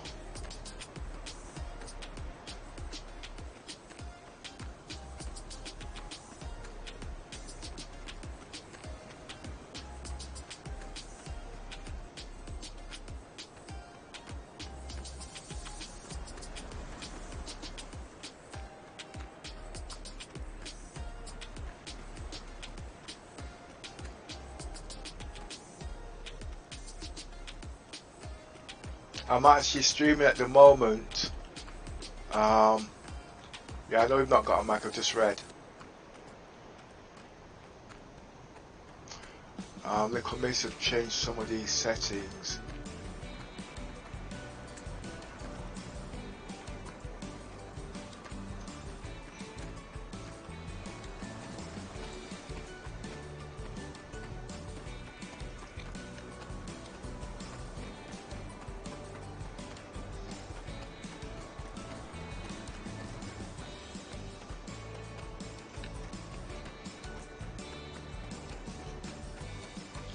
You might be able to locate it.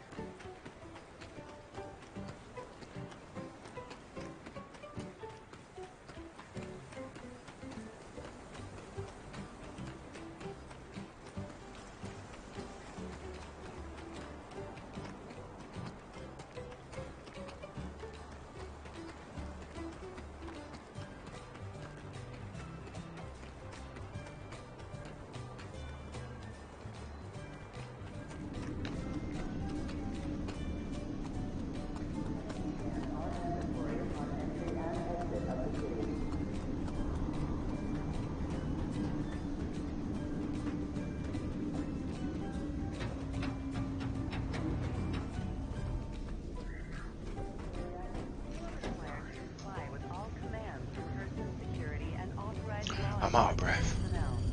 Person escaped.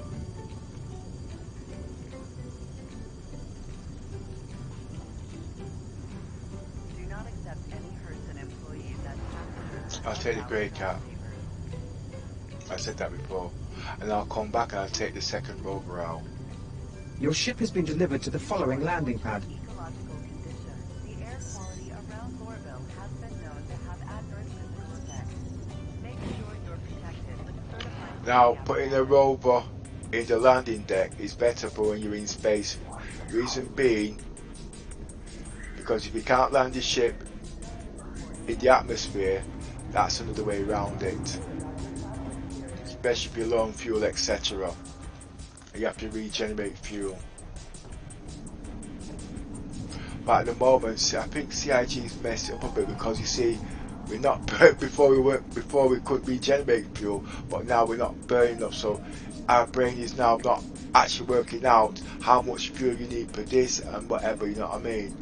But it will balance itself out when you get the other solar systems working. So that could be another reason.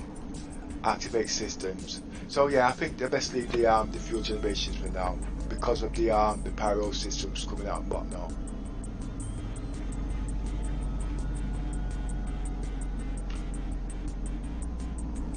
Thank you, and please visit again.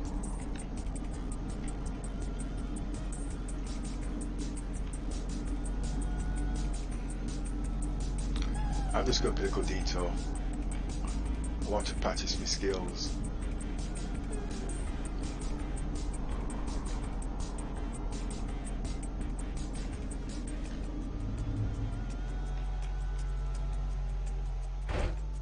Oh, what's all this?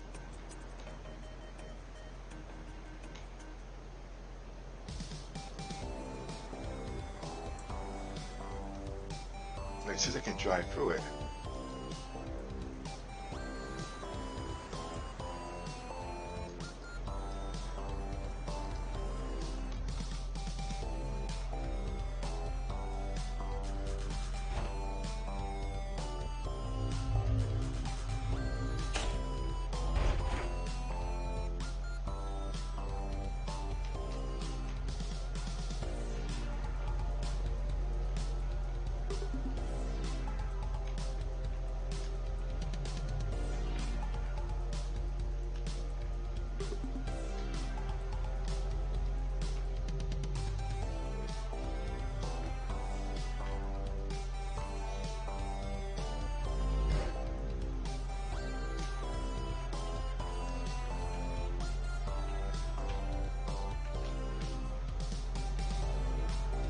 It's a more smoother driving experience, you see, as you can see. You're not stopping and looking left and looking right, you can actually drive at the same time.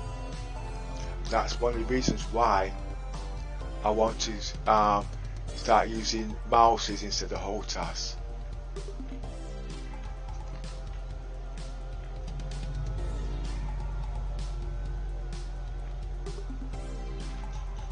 Oh,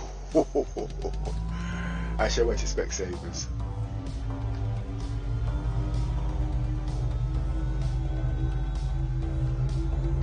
That's me driving recklessly. Still not focused yet, synchronized movements.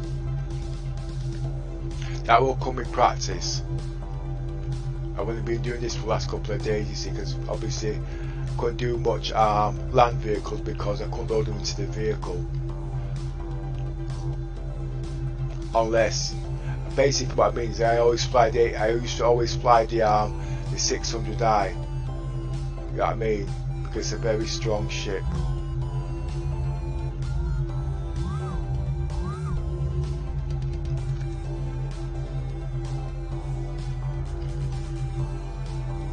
I mean, controls are a little bit sensitive at the moment.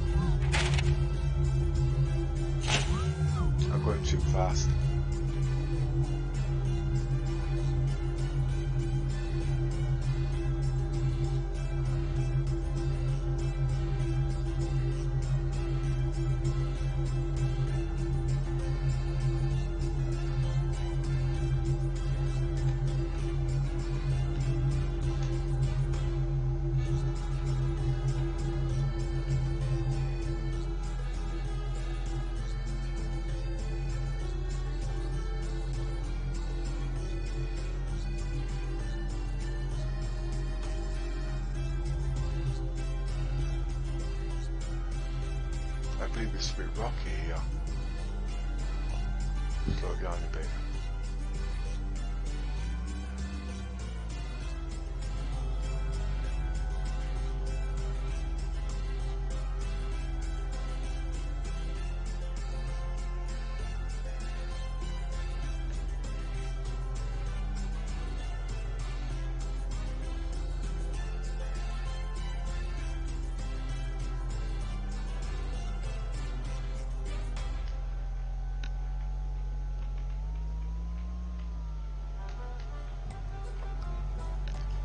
Hey, the ship's moved.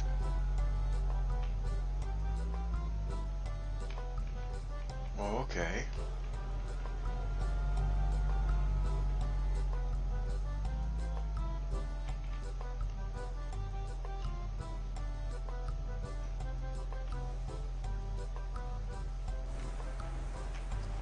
I noticed that in the last patch too, actually. I mean, the last scene of it keeps moving close into the red zone.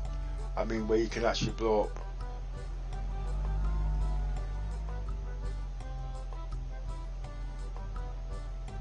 Engines off. Power off.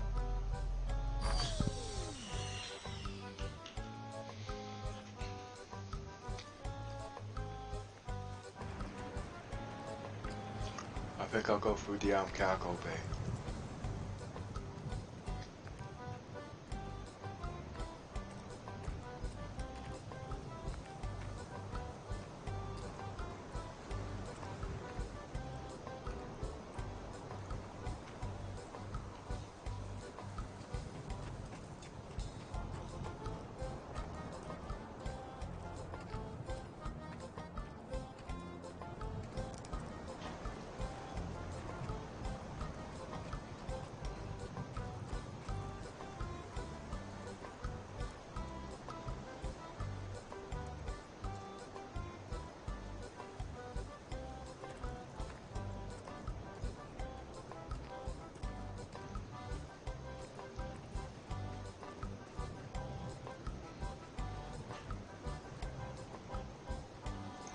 That's not what I want.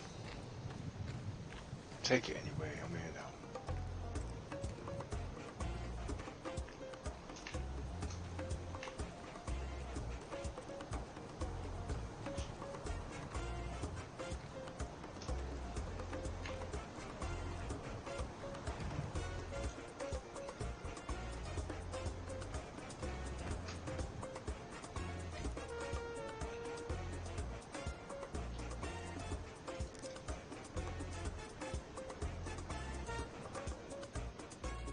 The ship's moving.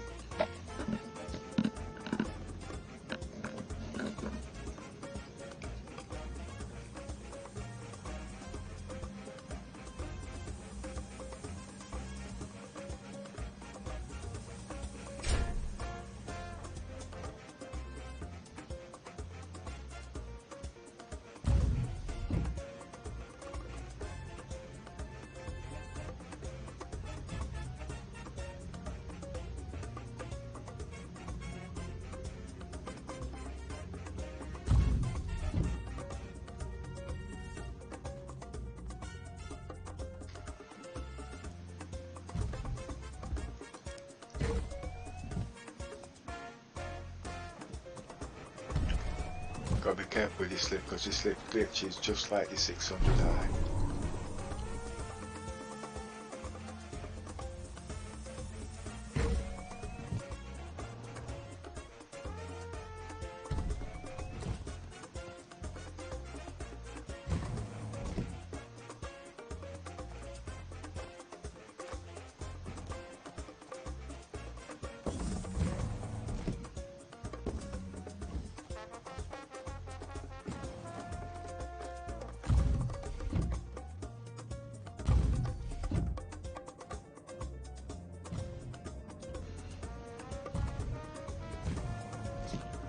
I just hope it's not glitched.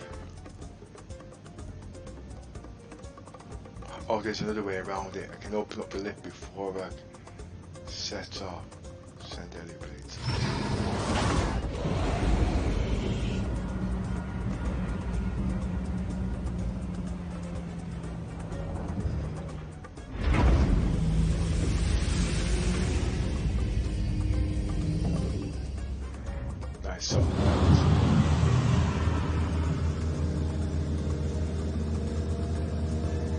And no, if you do go down into the ditch, you don't get stuck. Okay? You just walk up to the end and you press jump. Nice animation.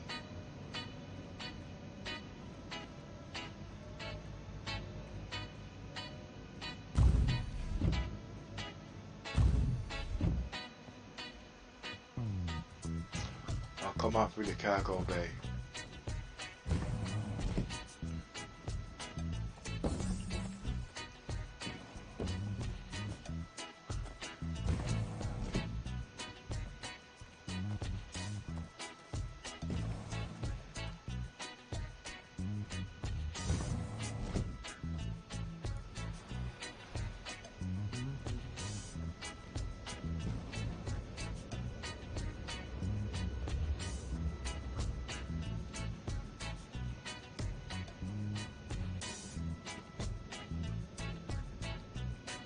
I think I will take you to Rover actually.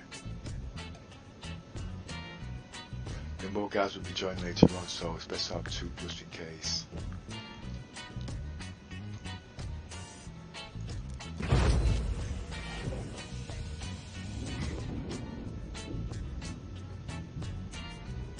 And you see, but even if I do leave the cargo deck down, they still can't get on the ship because the ship is still locked.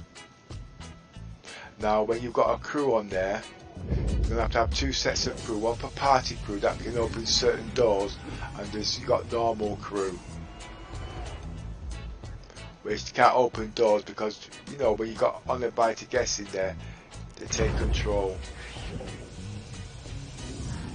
Not knowing that these little things take time to set up.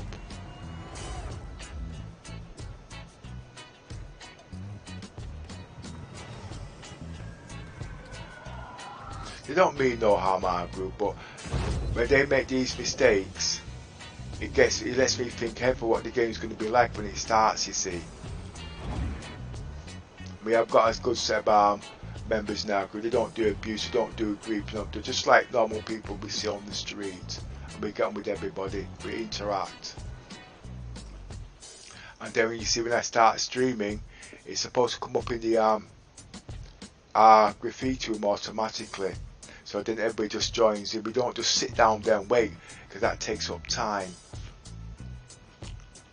But my stream hasn't come up, because I think the companies have changed some of the settings there, so the guys won't even know that I'm on stream. Activate systems.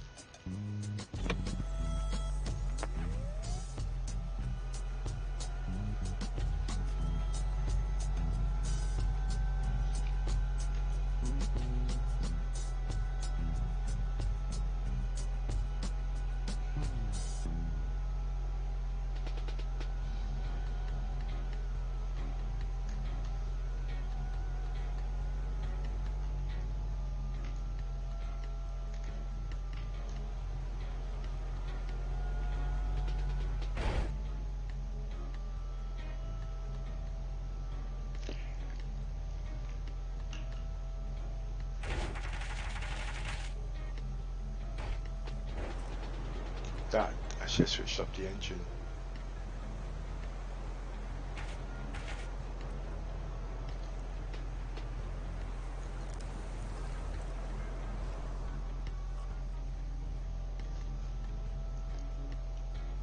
Power off.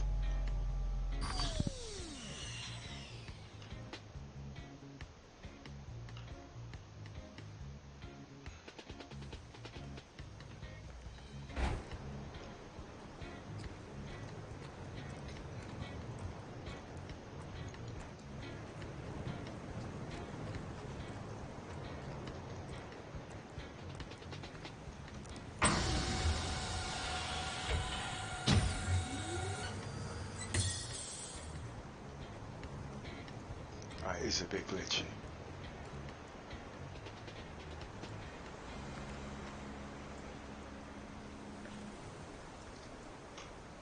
Don't like this idea.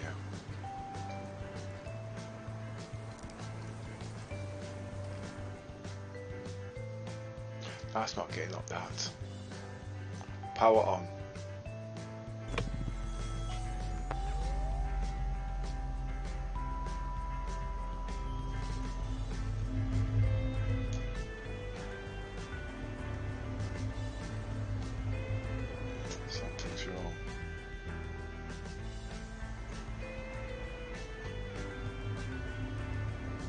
Oh, the idiot. You know what I've done? I've gone and parked the bloody... That's why it was jumping. Right, I'm going to have to do some mechanical work on this.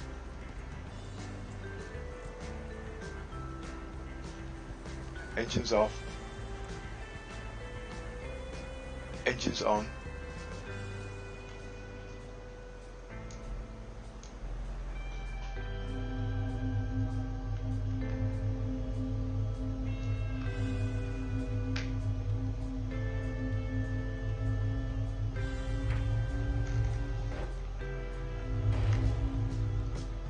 I didn't see it before. Oh no, it's floating onto it.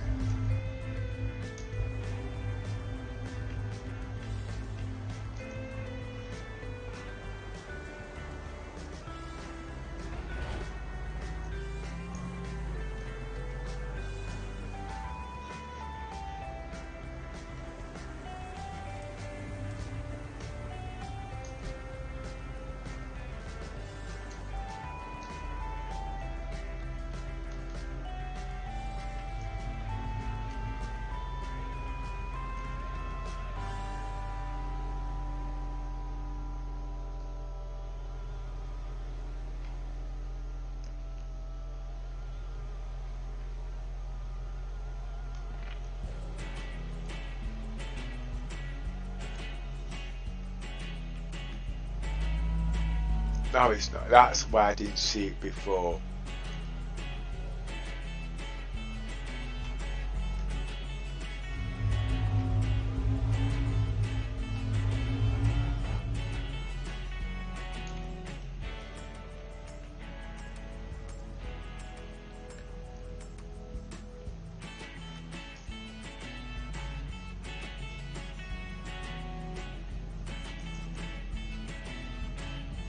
Sure, this configuration's different.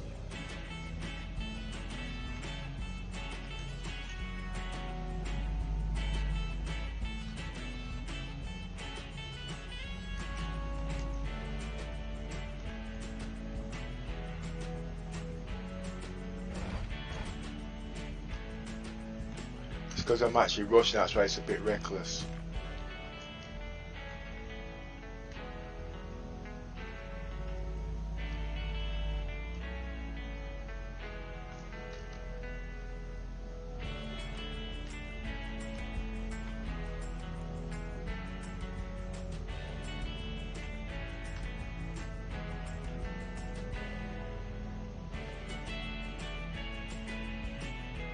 Engines off.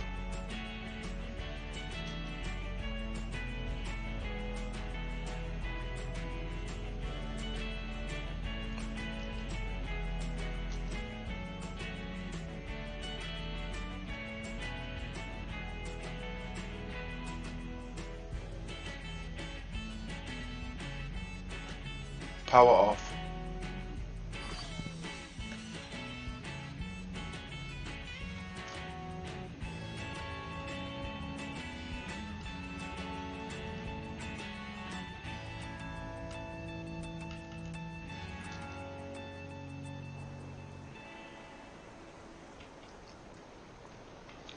Now I can fit two cyclones on there. By rights, in the other ones, right, you could put a cyclone right there and you'd have still the full cargo space here. But you see, I've not actually flown this one, so I don't really know the actual setup on this. So all this is a lot of learning curve for me, but it's best to do it now, so when I go into PU I know exactly what the ships do and what cannot do.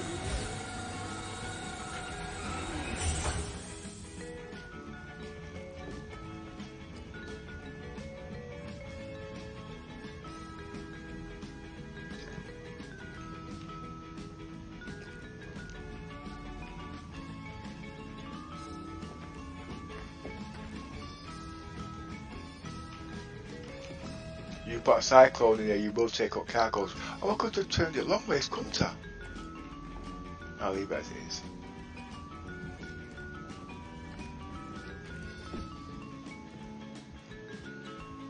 Oh. Let me think.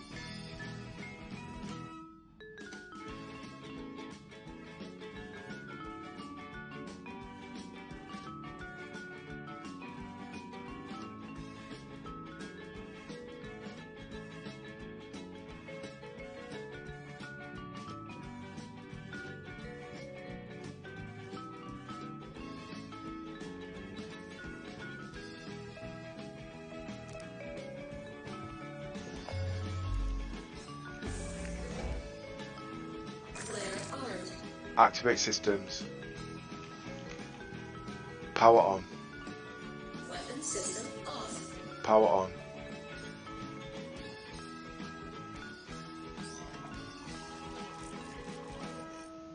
Systems on. Speed 3 clicks. Roger.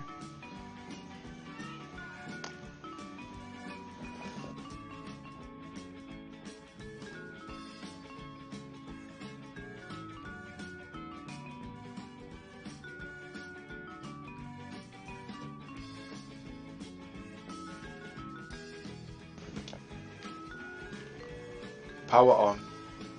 Weapon system off. Power on.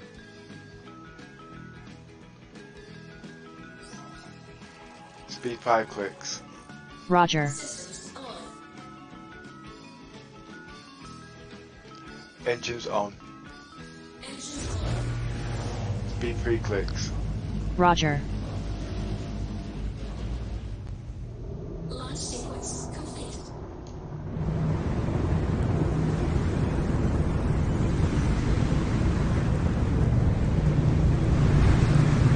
Speed 1 click. Roger.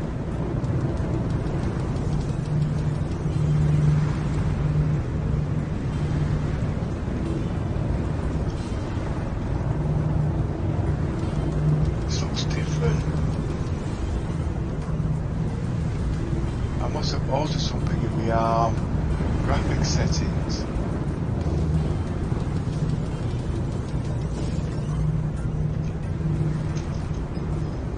Before I do that, just let me just check.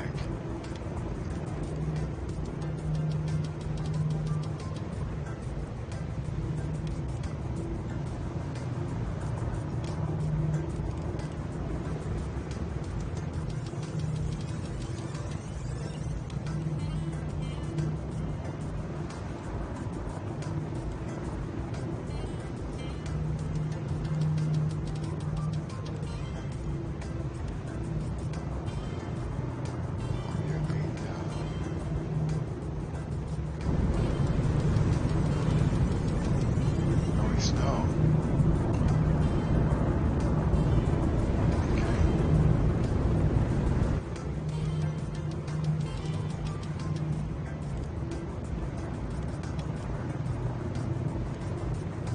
Ah, that's what it is.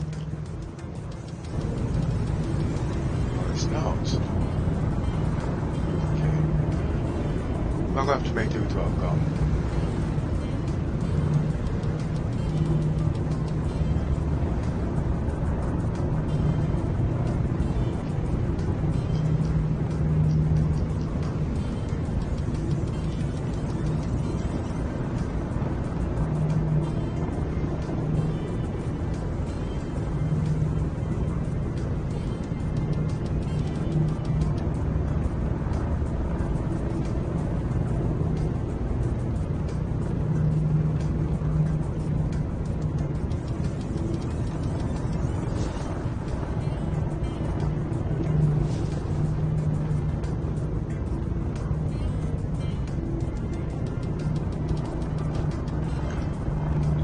I'm uploading now, so.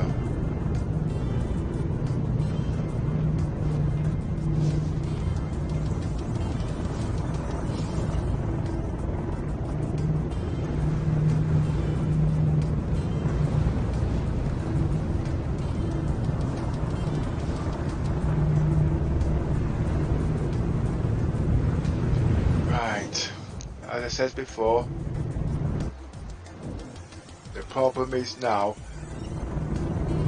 ships with ramps like this will glitch this ship and turn into a ghost ship. I'm hoping to fix the problem, but just in case they have not, I'm going to try something else. I'm going to open up the doors before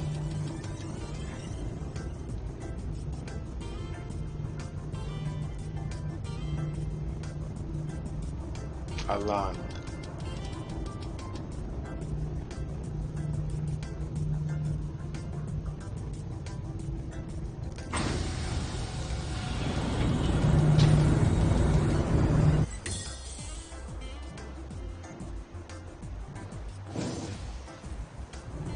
one click. Roger.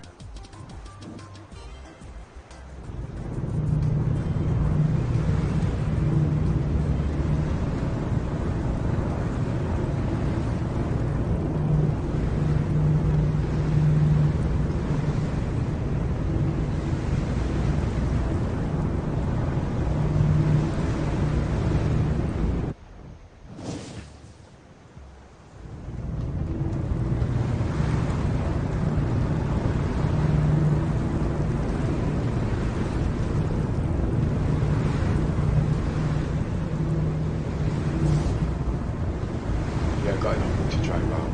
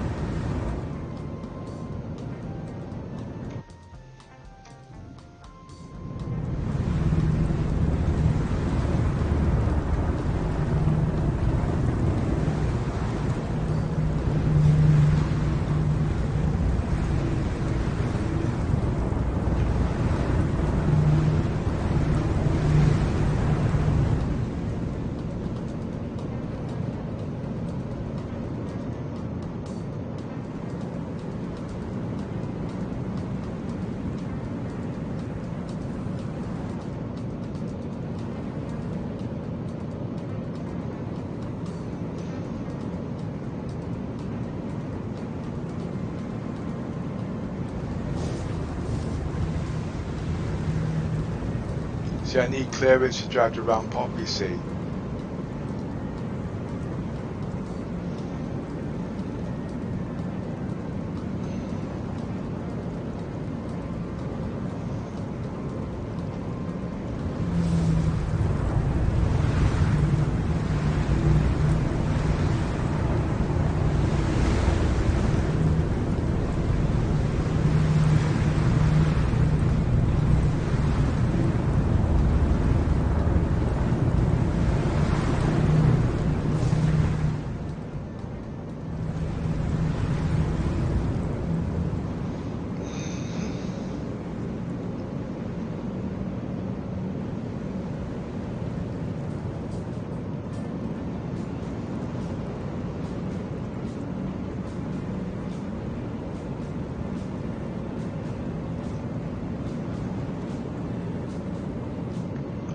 Get it off, that's not the problem, but if we're going to be packing like this in future, it's not going to work. It needs two people for this.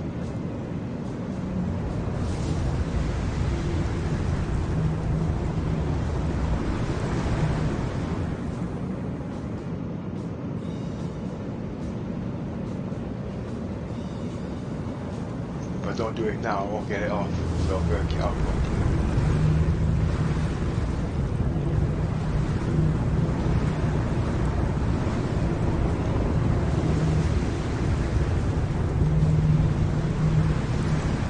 Engines off.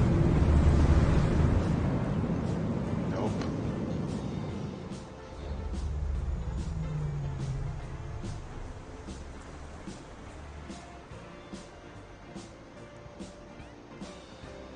Can't pack it back to front.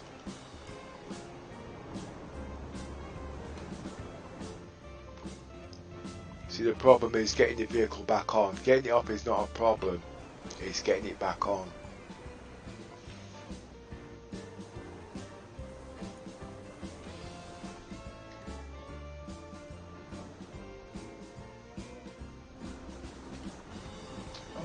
Idea. It's got a bit of a lid there, hasn't it? Engines on.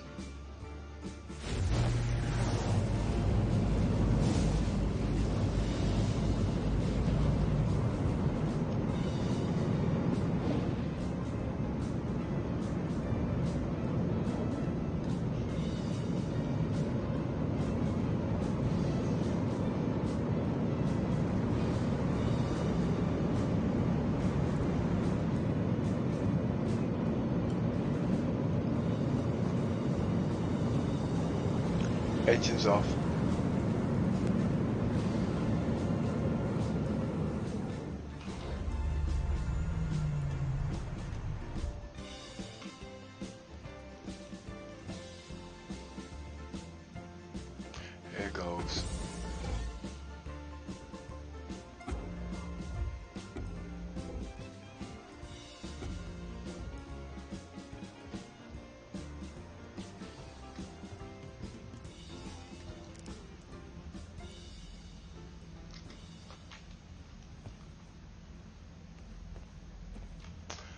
Let's hope this doesn't glitch underneath the ship.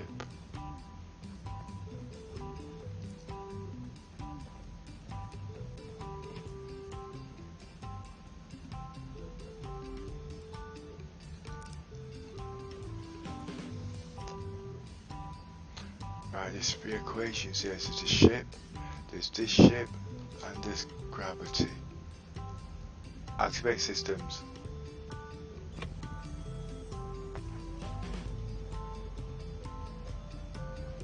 Let's see what happens now. Right, what's happened, as you can see, the ship's on, but that ship is now glitched. That's the problem. I cannot now get back onto that ship.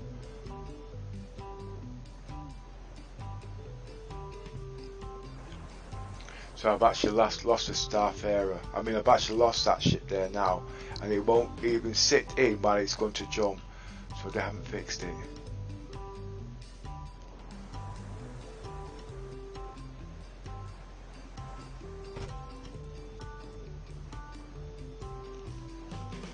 Power off.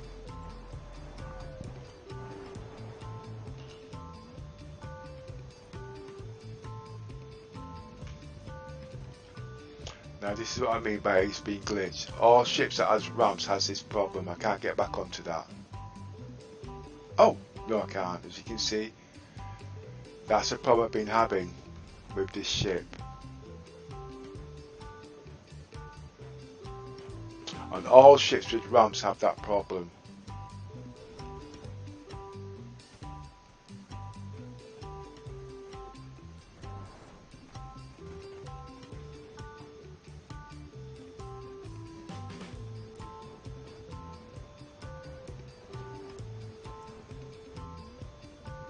Enter ship.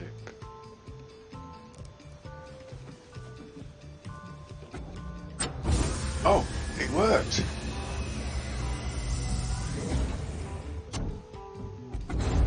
Oh shit, it didn't work. Right, okay. Just give me a minute.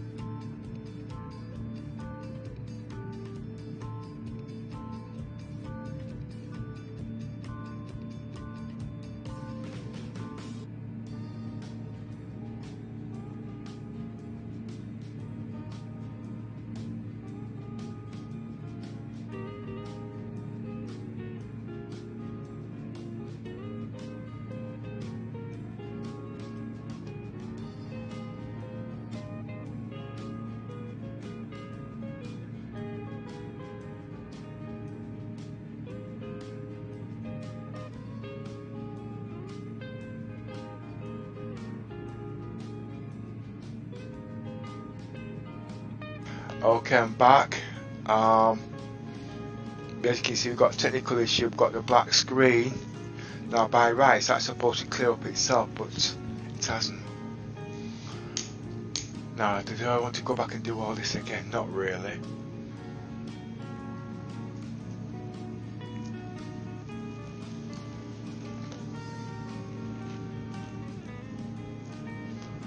Right, is there any way around this?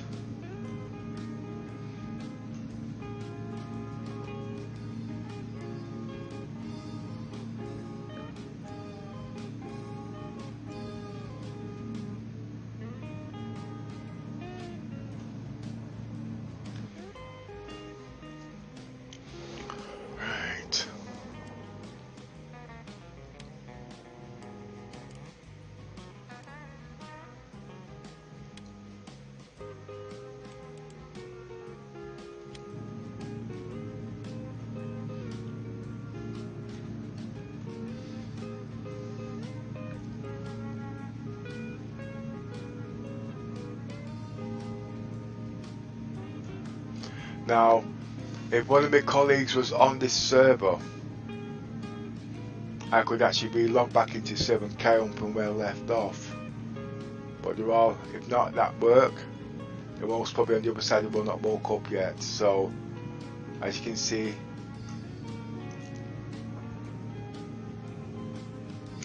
I don't think I'm going to be able to carry this one on.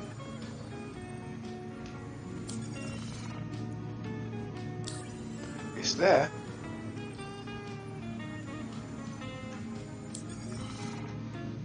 Let's try and kill myself.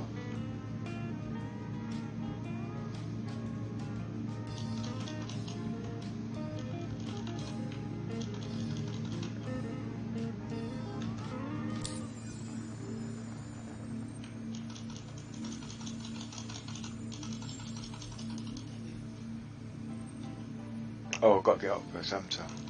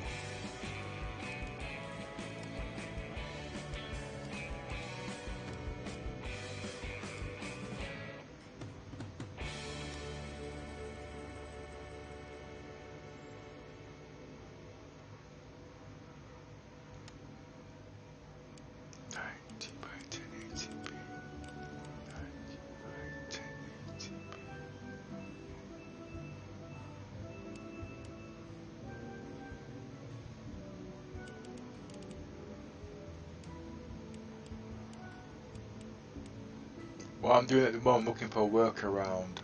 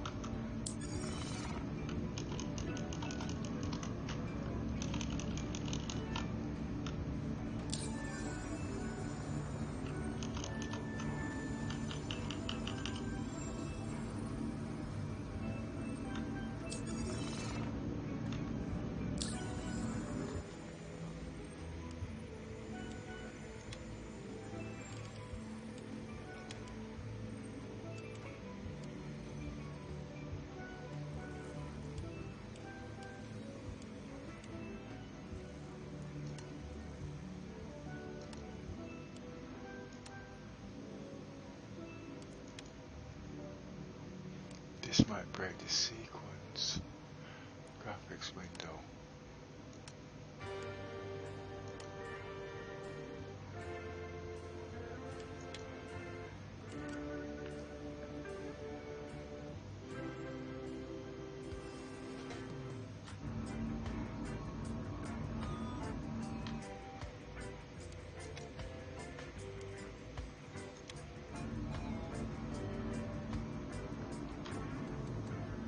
Oh, you know what I've just done? I'm just going to shut the game down.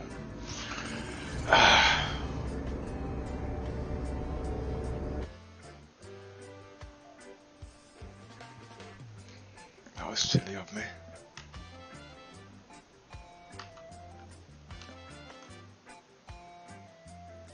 I'm going to have to start all over again now, aren't I?